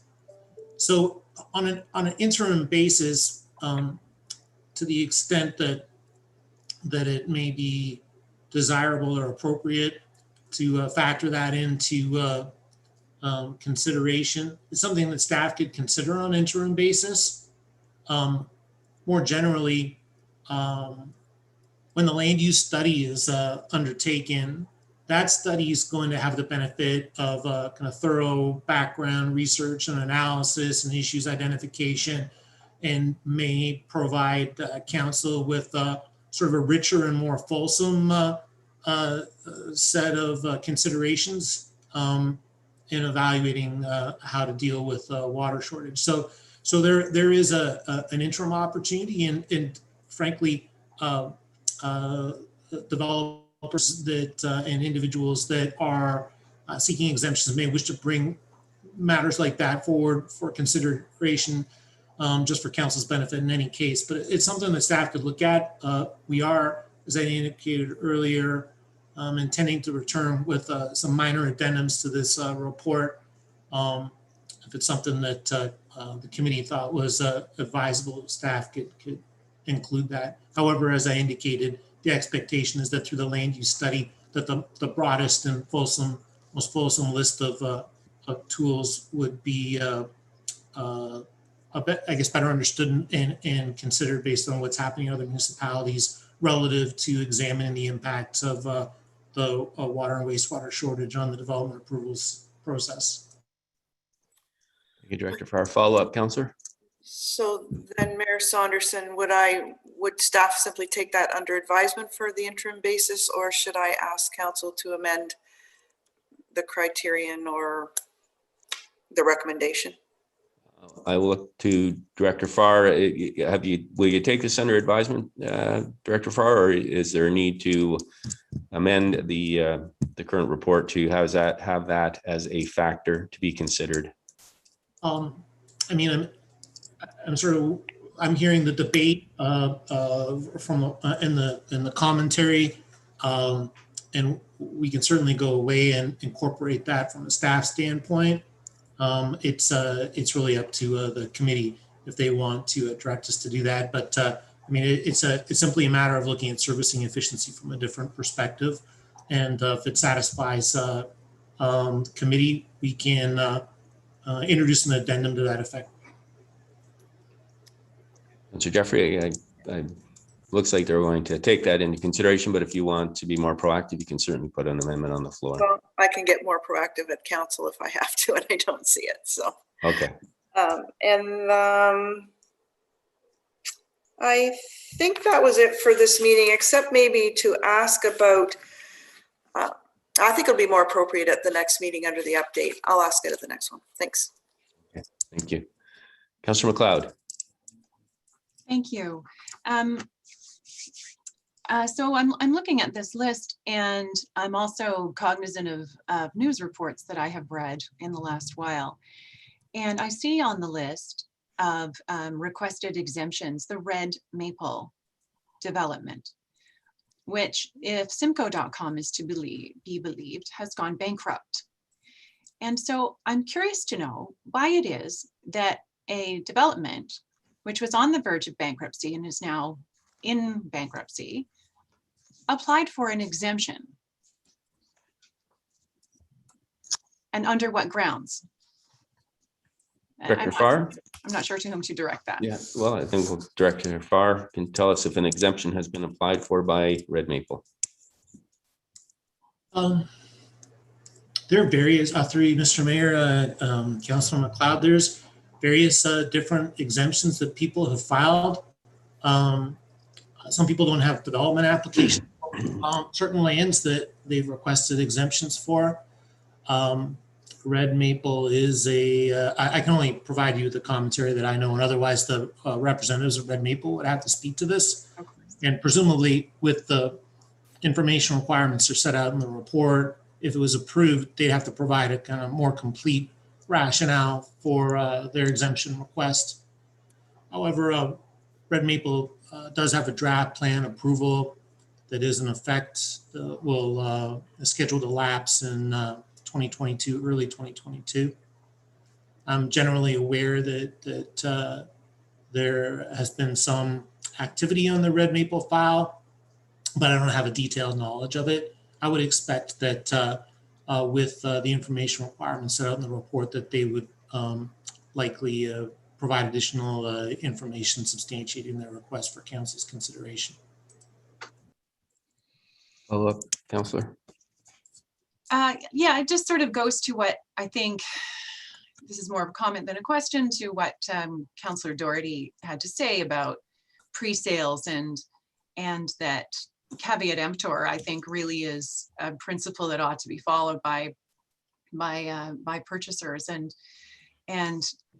also following up on what Councillor Madigan has to say is that, you know, things are being said and things are being done, and we here on this council are trying to sort our way through it, and people are angry with us when we may not be the one who ought to be bearing the brunt of that anger. That's the end of my comment. Thank you. Thank you, Councillor. Any other questions or comments on this report, Council? Councillor Berman. Thank you, Mayor Saunderson. And before I start, I think through you to Councillor McLeod, as the Chair of Corporate and Community Services, could you possibly make a note to ask Director Culver for the slide presentation to do with the water feature / splash pad for our next meeting? Because I seem to remember a big 3-tiered thing that I was excited to go to, not just a splash pad for toddlers. So I'd like an update on that. Okay, I'll try to read my chicken scratch and not go over anything anybody said, because we've read and heard a real cross section of comments about the effects of the ICBL. Yeah, Mr. Welton was happy to get his exemption, and with Miss McAleer and Miss Essen, I think I actually heard pain in their comments. Mr. Batson said that he'd offered options that could have been considered even prior to the ICBL, and that even if he gets his July exemptions, that it won't be enough for his development. I obviously wasn't in favor of the ICBL, and some of the reasons became public shortly after it was passed. Councillor Madigan and Councillor MacLeod talked about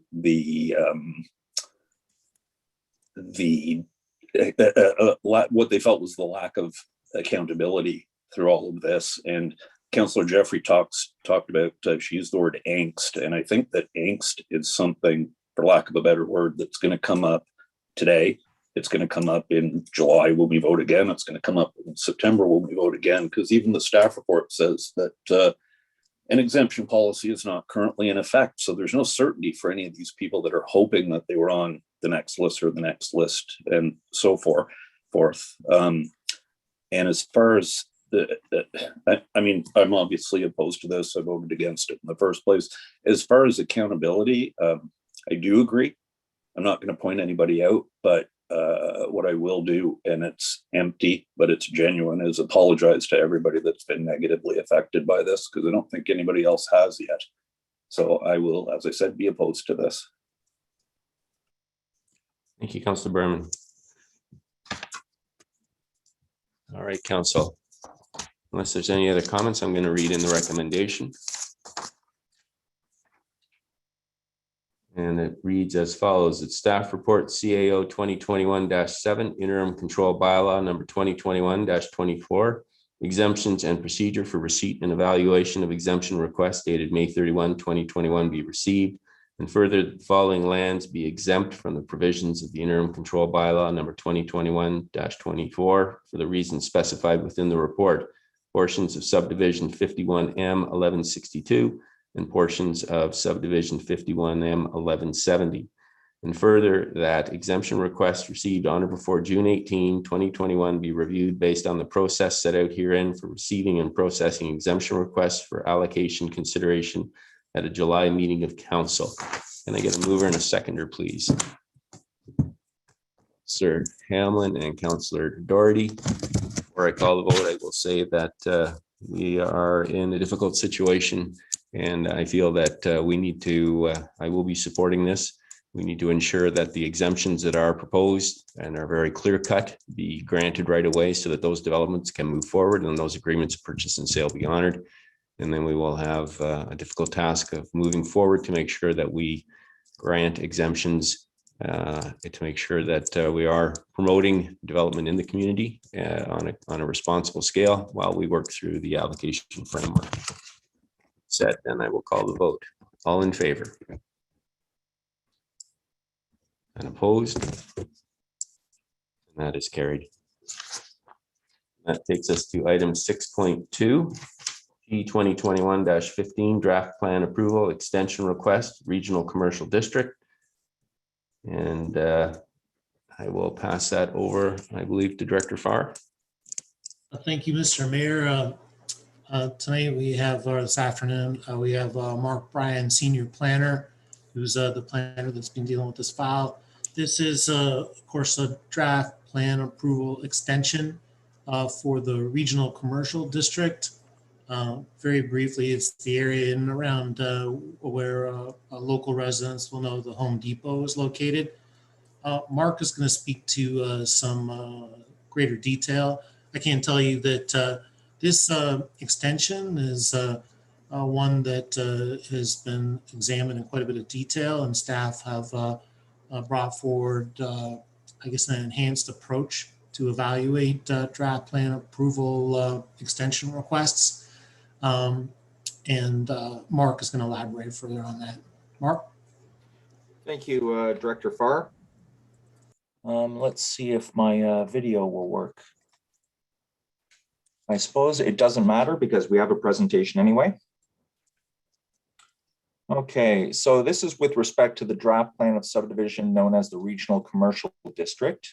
It was draft approved back on February 8th, 2016. It's a 21 hectare site. It is a commercial industrial plan of subdivision. And this represents the first extension request by the applicant.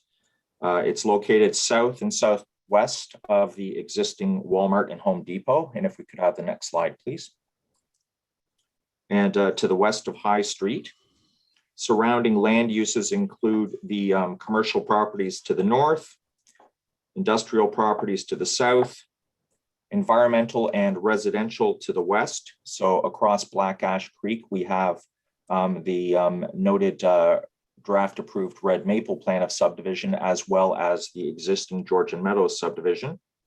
To the east, across High Street, we have some residential and recreational and school related lands.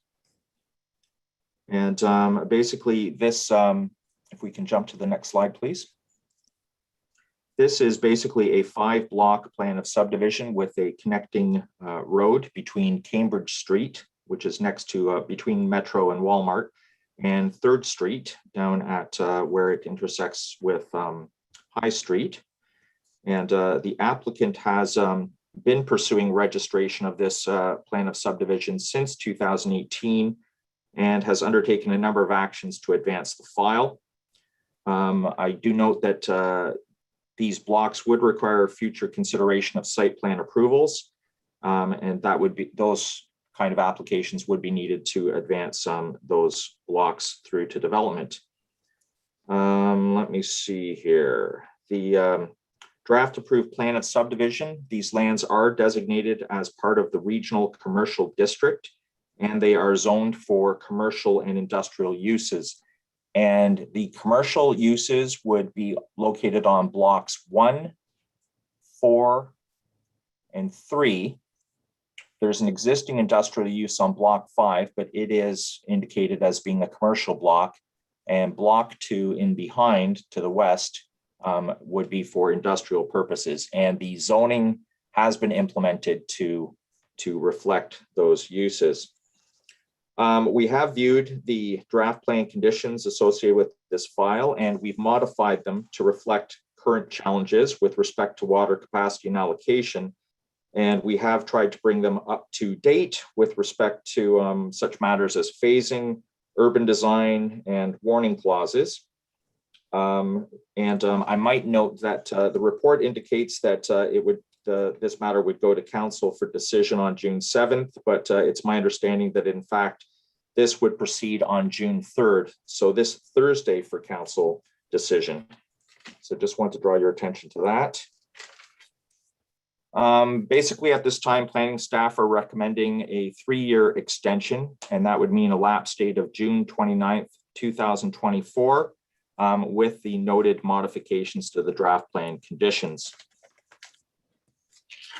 And I believe that would be it at this time. Thank you, Mr. Bryan. Council, oh, well, I guess this is a public meeting, so I will look first to the clerk to make sure that if there's anyone in the audience who'd like to speak to this item. Thank you, Worship. Any individual from the public wishing to address the standing committee regarding this item, please press the raise your hand feature. And at this point, Your Worship, we have Mr. Matthew Pretty who would like to address the standing committee. All right, thank you, Sarah. Mr. Pretty, can you hear us? Yes, I'm right here. All right. I'm in the quiet room here. This is an interesting site, and obviously, you know, City of Barrie's got a lot of commercial plazas. This will be very similar to that. So really, the big question is High Street. I know High Street. It looks like almost like an airplane runway. Will High Street be redone when this development goes forward? For example, the light change from Home Depot over to 3rd, the extension of Cambridge Street. Like, what's the timeline there for that type of connection? Specifically, I guess, Cambridge Street, and I know there was rumors about a bridge going across the river over to Red Maple. Just in relation to that, and are we seeing a trailway on the west, on the east dike wall, the dike wall? on the east. Will we see a trail going along there, flying it to 6th?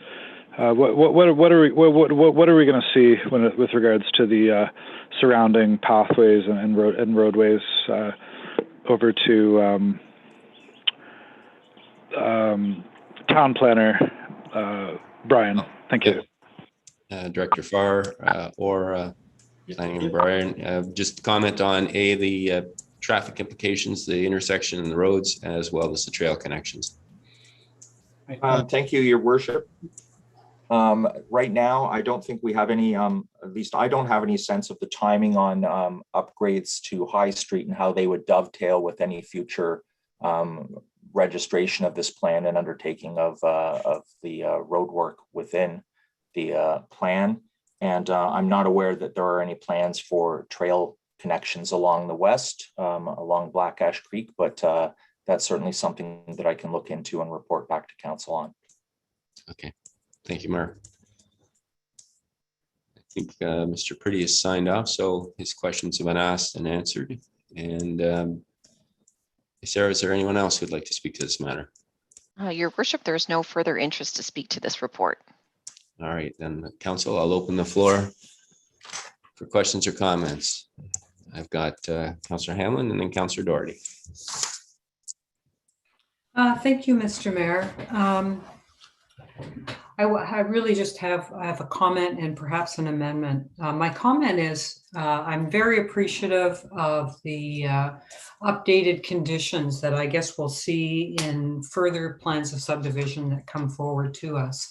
And I particularly am grateful for the requirement for the construction and communications management plan, which will require owners who are developing to have central coordinating contacts to track all community complaints and their responses.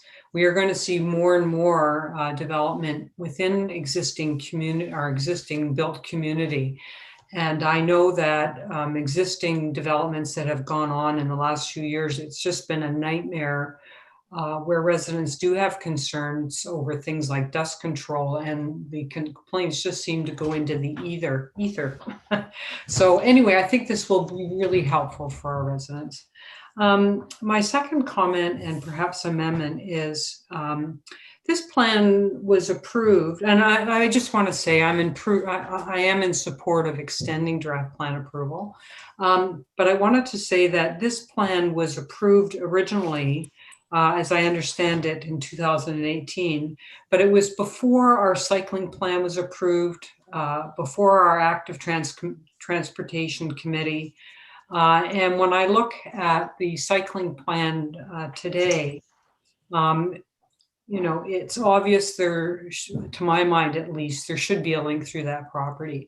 I say this because the Street A that Mark Bryan showed to us, which connects Cambridge through to High Street, will be taking, if you remember the traffic report that was filed in support of this development, is going to take about a third of the traffic that's coming along Mountain Road from the town of Blue Mountain and funnel it through this development, and it'll spit out at High and Third.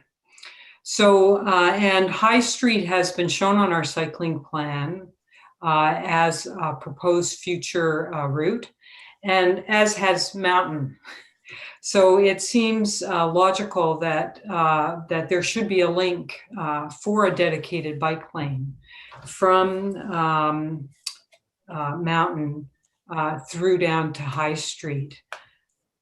I'm sorry I didn't raise this with staff earlier, but it just dawned on me today when I was looking at it, that this was a logical connection. And also, the other point I have on this is that so many commercial developments are being built with many uses on different parcels, as this one is, but there's no pedestrian link between the different uses. So you can park at one retailer, let's say, and go in and do your shopping, but to get safely to the one that may be beside it or two over, you know, to be safe, you have to drive because there's no sidewalks. So my condition that I just wrote down that I would love to see seconded and perhaps considered was that we require pedestrian links throughout the subdivision, as well as separated bike lanes on streets, including Street A, to the satisfaction of the Director of Planning and Building Services. And I guess I'd be looking, I don't know how to do this. Do I need a motion? Or? You're putting on the floor an amendment, and you will need a seconder. And I guess before I look for a seconder, I'll just look to planning staff to comment on the proposed amendment. Thank you. Director Farr or Senior Planner Brian, whoever would like to take that. Thank you, Your Worship. I'll respond to that. It's Planner Brian. I just wanted to, I think that what Councillor Hamlin is asking for is, I mean, it's a very, it's a clearer indication than what we have, but we do have a proposed condition, and I'm just going to read that out right now. It says that the owner shall agree in the subdivision agreement that new development and redevelopment shall be subject to site plan control and shall conform with urban design standards applicable to commercial uses as established and amended from time to time by the town of Collingwood, and shall contribute to attractive, cohesive, and functional streetscapes, all to the satisfaction of the town of Collingwood. I think that there's room in there to address much of what Councillor Hamlin has suggested, and that would be primarily through the town's future right-of-way. I want to also note that there is a condition in the overall draft plan conditions, and it's been there since it was draft approved 5 years ago, and it is to provide to have a requirement that an east-west connection be provided through that block 1, which would in part support a future connection across the Black Ash Creek to the through the Red Maple subdivision. So there is some advanced there was some advanced thought given to some of those broader issues of connectivity. Thank you. And also I note in the conditions, I think they were established number 12, that the owner shall agree in the subdivision agreement to provide public walkways, sidewalk, and trails to the satisfaction of the town of Collingwood. So it looks like some thought has been provided to that. And Councillor Hamlin, I don't know if that addresses your concerns or if you wish to pursue the amendment. I think that the east-west, Mr. Bryant's comment about the east-west connector is not for bike lanes. I think that's to have 3rd Street extend through to 10th. In the fullness of time as a collector road. But my question through you, Mr. Mayor, to Mr. Bryan, is I had read that proposed condition that the developer would have to comply with the urban design standards. And I was concerned that urban design standards were not inclusive of requirements for bike lanes. So perhaps if he could clarify that for me, I would be content. Thank you. Okay. Again, Your Worship, through you to Councillor Hamlin. I don't think that there's not specific language that would require what you're asking. I think that, and I guess it comes back to what comfort level is with the general conditions and us achieving appropriate pedestrian cycling connectivity at the time that site plan approval is undertaken. But we do rely on the urban design manual and to give us active transportation, high quality active transportation. And the condition as currently worded certainly allows us with flexibility to improve those urban design principles in those documents and maybe achieve it through that way. Does that assist, Councillor? Oh, I see Director Farr's got his hand up. Go ahead, Adam. Through Mr. Mayor, Councillor Hamlin, what you're suggesting was something that we considered in crafting earlier versions of the conditions, and specifically setting out a kind of a set of urban design guidelines that would be applicable to the entire development, which is something that you'd see kind of commonly on larger commercial developments with multi-site locations, because there's a question of how all those properties would be coordinated. The official plan has some specific policies that relate to redevelopment of this property that refer more strongly to the Urban Design Manual, which is council and committee will know is a more passive document than say an applicant preparing urban design standards for development and having those peer reviewed on a case-by-case basis. But there is a mechanism there, and Senior Planner Brian's captured the mechanism, and that is that if council chooses to address matters like this in its urban design standards and formally adopt those, then those can be applied and can be applied to the coordination of a site plan. The policies in the official plan allow for that. However, the issue is that it's the municipality that needs to establish those standards. So there needs to be some sort of a public urban design kind of exercise that would then be adopted as a representative urban design standard by the municipality.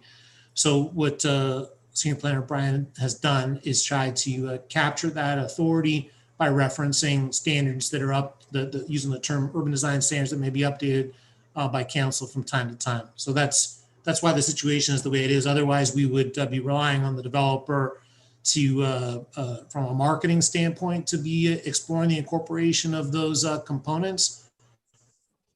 However, if it's something that committee and council wants to explore somehow in the future for those properties that share this designation and others, then our interpretation of the official plan requirements are that municipality would be instrumental in advancing those urban design guidelines. Thank you, Director Farr. Councillor Hamlin? Thank you. Through you, Mr. Mayor, to Director Farr, I just wanted to clarify then. So what you're saying is that to get dedicated bike lane through the project, we would have to update our urban design guidelines for these kind of projects. Is there a project underway to do that now? Director Farr?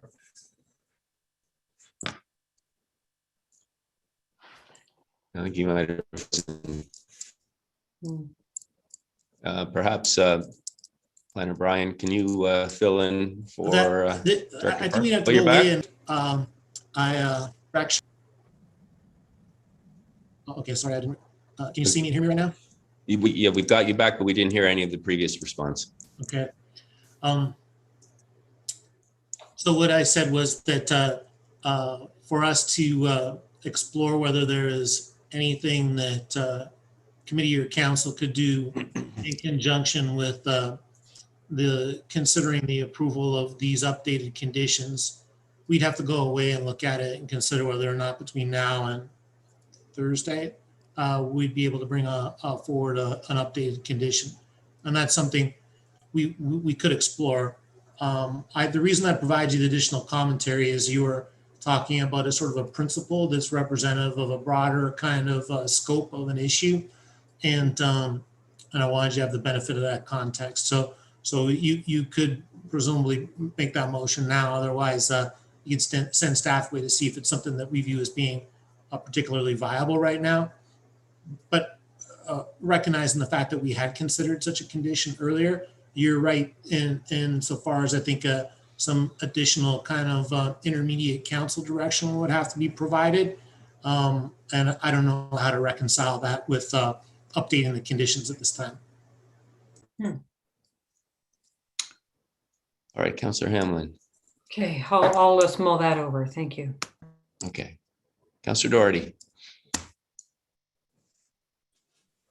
Thank you, Mr. Mayor. And my comments are very similar to those of Councillor Hamlin.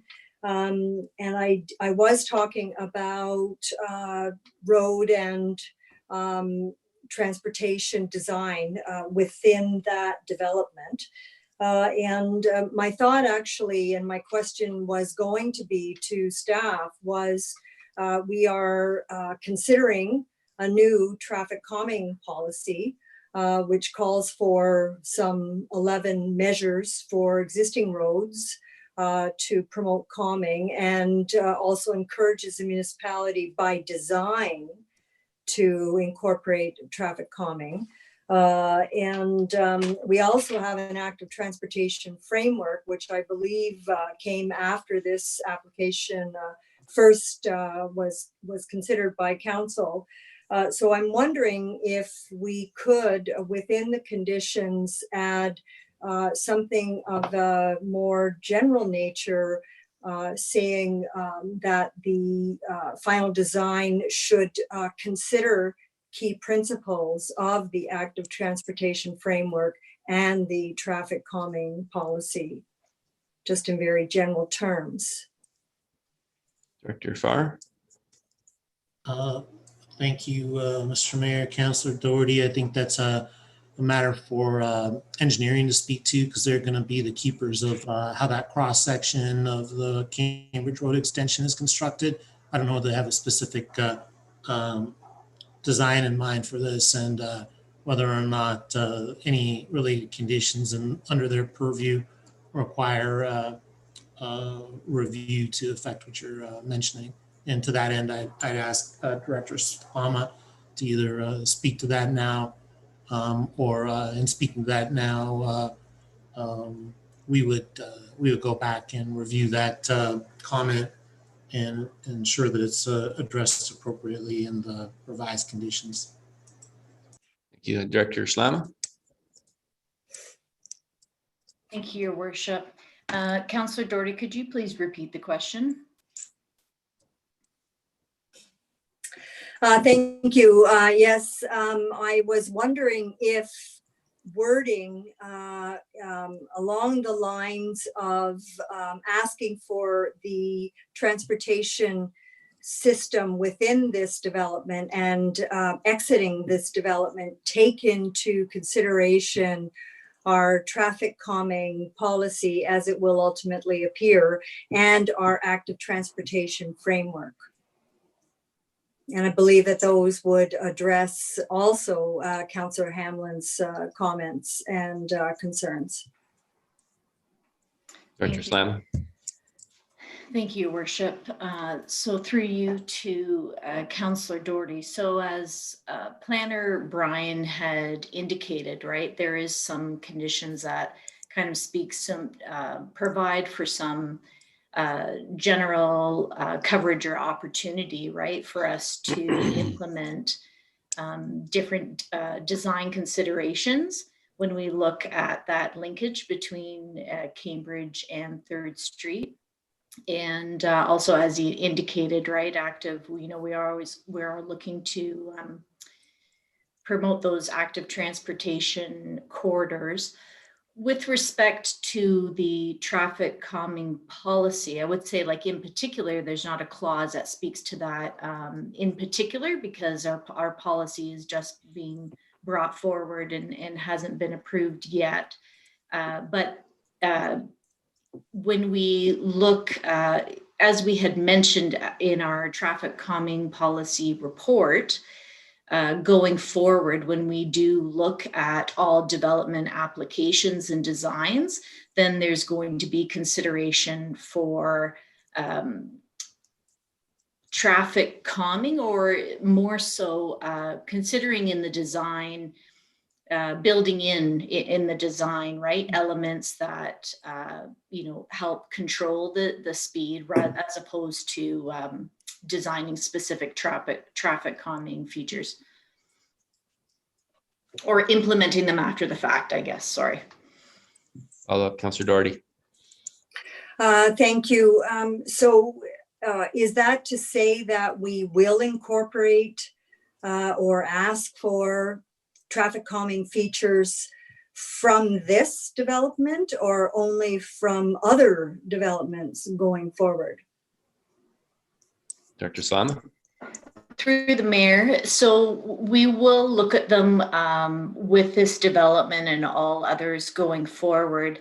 In the case, this proposal here does include a roundabout, and yes. So you know, without having Manager Velick here to speak to that, you know, we do know that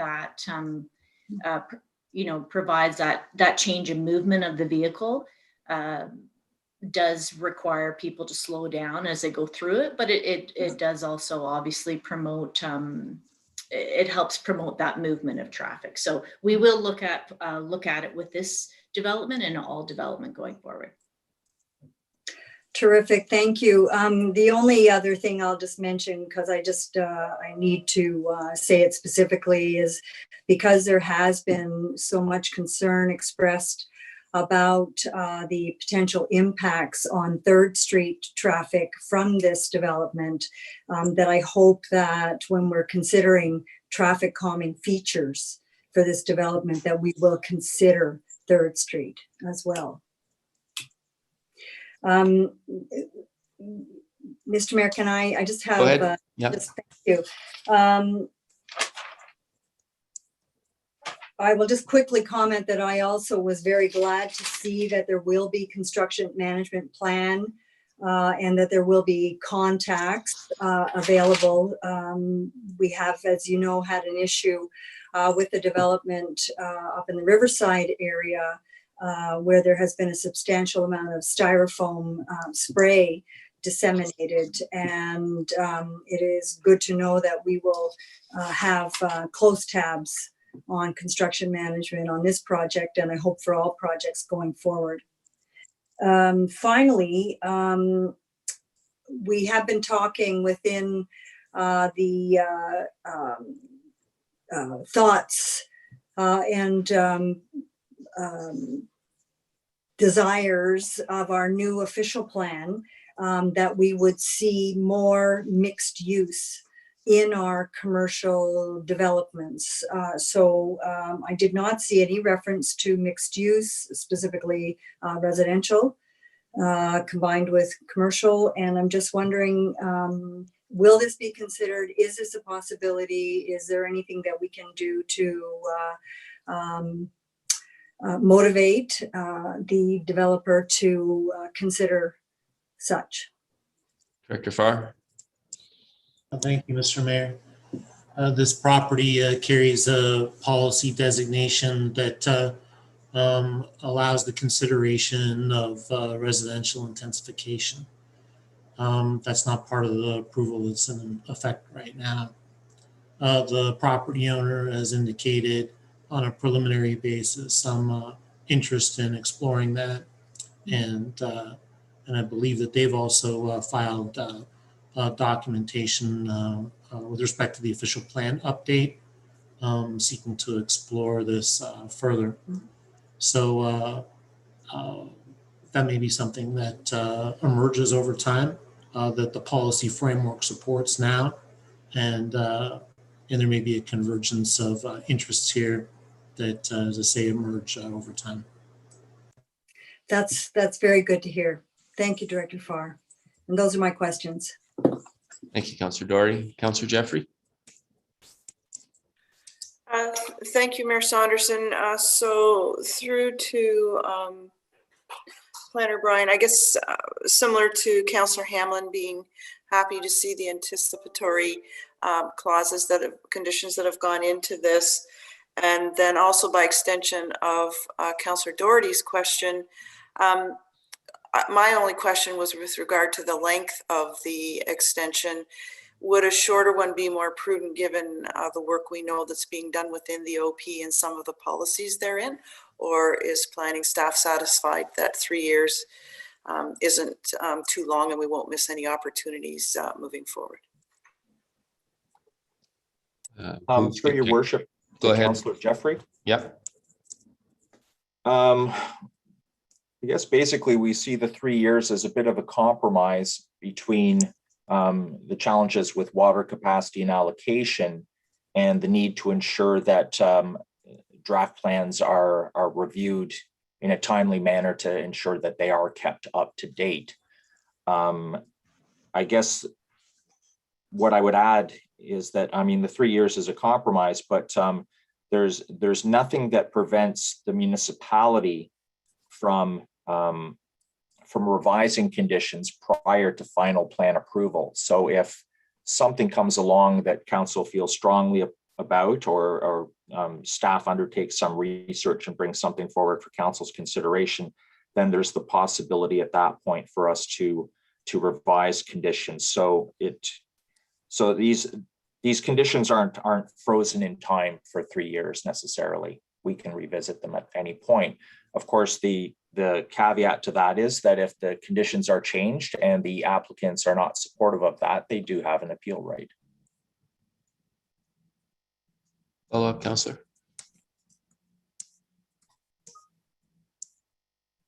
That's great, thanks.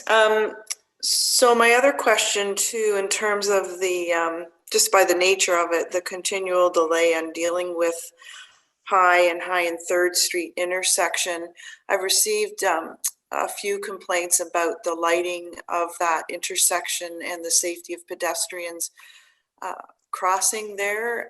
So in the advance, is there any potential for any kind of lighting at that intersection? That be planning or Director Slam? Go ahead. Thank you, Your Worship. I'd have to speak to Manager Bellick about that, Councillor Jeffrey. That'd be great. Thank you. We can talk before Thursday. Those are my questions. Thank you, Mayor Saunders. Thank you, Councillor Jeffrey. Are there any other questions or comments, Council? Seeing none, I'll read in the recommendation that staff report. Sorry. Yeah, sorry, hand my card up. I just wanted to reintroduce, if I could, my motion slightly amended. My motion to amend the condition. All right, go ahead. Thank you. And I've deleted the reference to pedestrian accessibility because of Mr. Mayor, your comment about, I believe it was condition 12 seemed to cover that. So simply it would say to add a condition as follows, that the owner provides separated bike lanes on streets within the draft plan, including Street A, to the satisfaction of the Director of Public and Building Services. All right, and do we have a seconder for the amendment? Councillor Doherty. All right, I think we've had a good discussion. Any final comments on the amendment, Councillor Hamlin? No, thank you. All right then. Councillor McLeod. I'm looking for a clarification from Councillor Hamlin when she says separated bike lanes. Are you talking, are you talking a trail? Are you talking curbs? Are you talking paint? Well, what I'm talking is dedicated bike lanes that would be more than paint, because there will be a lot of traffic coming along this street, connecting Mountain to High. And I just want it to be safe. So I'm thinking some kind of barrier. And I know our cycling plan addresses, I believe, different ways this can be accomplished.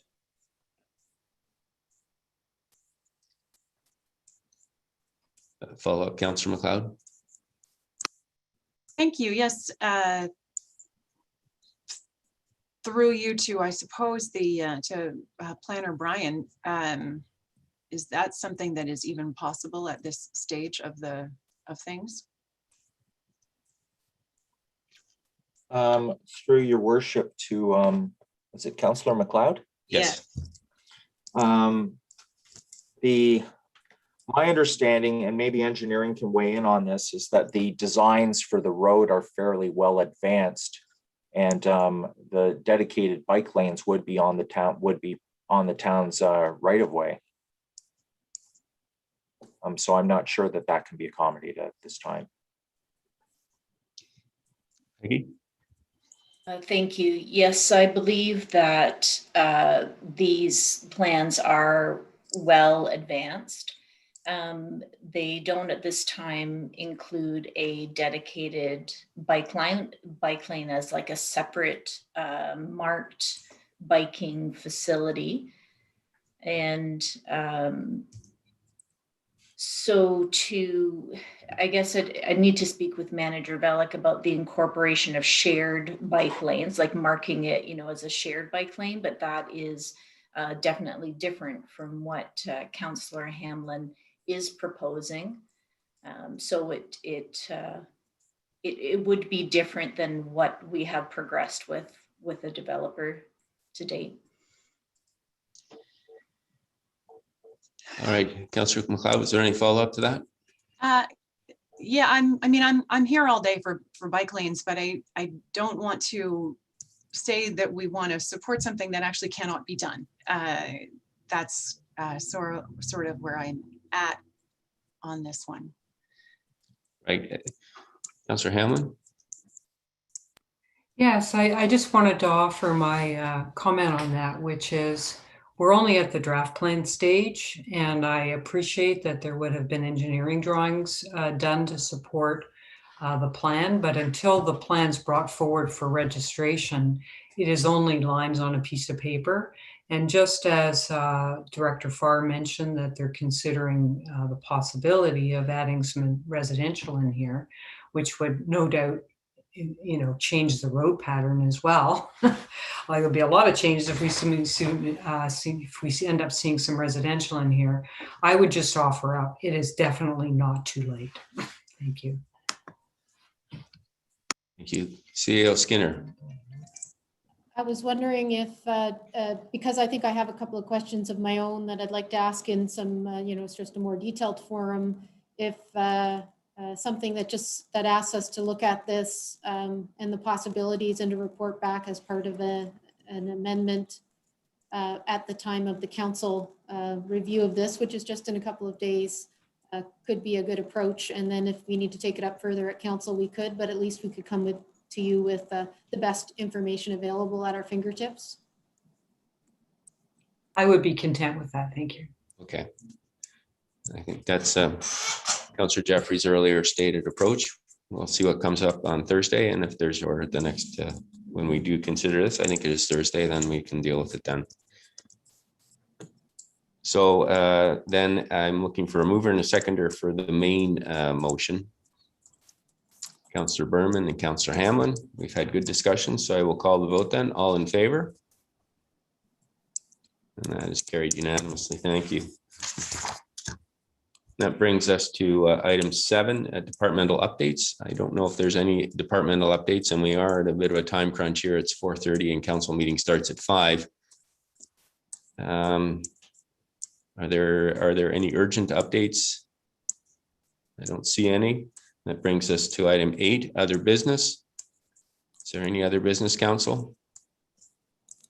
Seeing none, that brings us to item 9, public delegations for a maximum of 5 minutes per speaker. Clerk Almus, is there anyone who wishes to depute to council? Certainly, Your Worship. It appears that we have Matthew Pretty, and just a reminder that this is a special meeting of the SIC. We do have our next meeting next week as well, and the discussion should be focused around the items that are on the special meeting agenda. And if Mr. Pretty is wishing to speak to one of these matters, we can allow him an opportunity to depute. And we will open it up. Hey friends, it's Matt Pretty here, 304 Minnesota Road. Obviously very, very heavy topics here today. Meeting's not going as long as the other ones, and fair enough. Like there's some new standards to be set, but guys, I am wondering here, what's the story about the light at Niagara Street? Like it was supposed to be worked on a month ago. Nothing's happening. We had meeting after meeting after meeting about the light at Niagara, and there's no construction happening at all.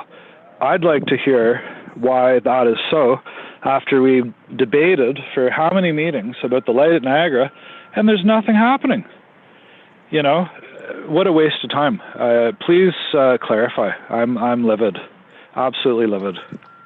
All right, Matthew, that was not really under the one items of that we had, since this is a special meeting, but Director Simon, if you have a brief update, I will let you respond. Otherwise, you can come back to council at another time with that. Go ahead, Director. Thank you, Worship. Yeah, I can provide an update to council and to Mr. Pretty. The construction contract to procure the contractor just closed on May 13th. So we're just completing our evaluation and we'll be awarding the contract to the low bidder and moving forward with that project very shortly. Good. Okay, that's good to know. Thanks a lot. And it's just, we did talk about that a number of times at public meetings, and here we are, June 1st. And, but you know what?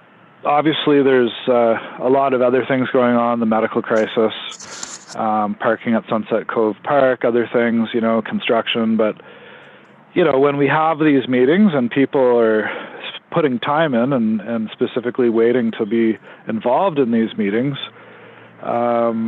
it's obviously a stop and go situation. I know you guys are working super hard. I can see everyone, that are involved, and you know what? That's fine. This is 2021, and that light will provide greater security for the whole community. So, carry on. And I'm a bit heated today. We've got some bad things going on in the world, and it needs to be stopped. Thank you for your time. Thank you, Matthew. Clerk Almus, is there anyone else that wishes to speak to council?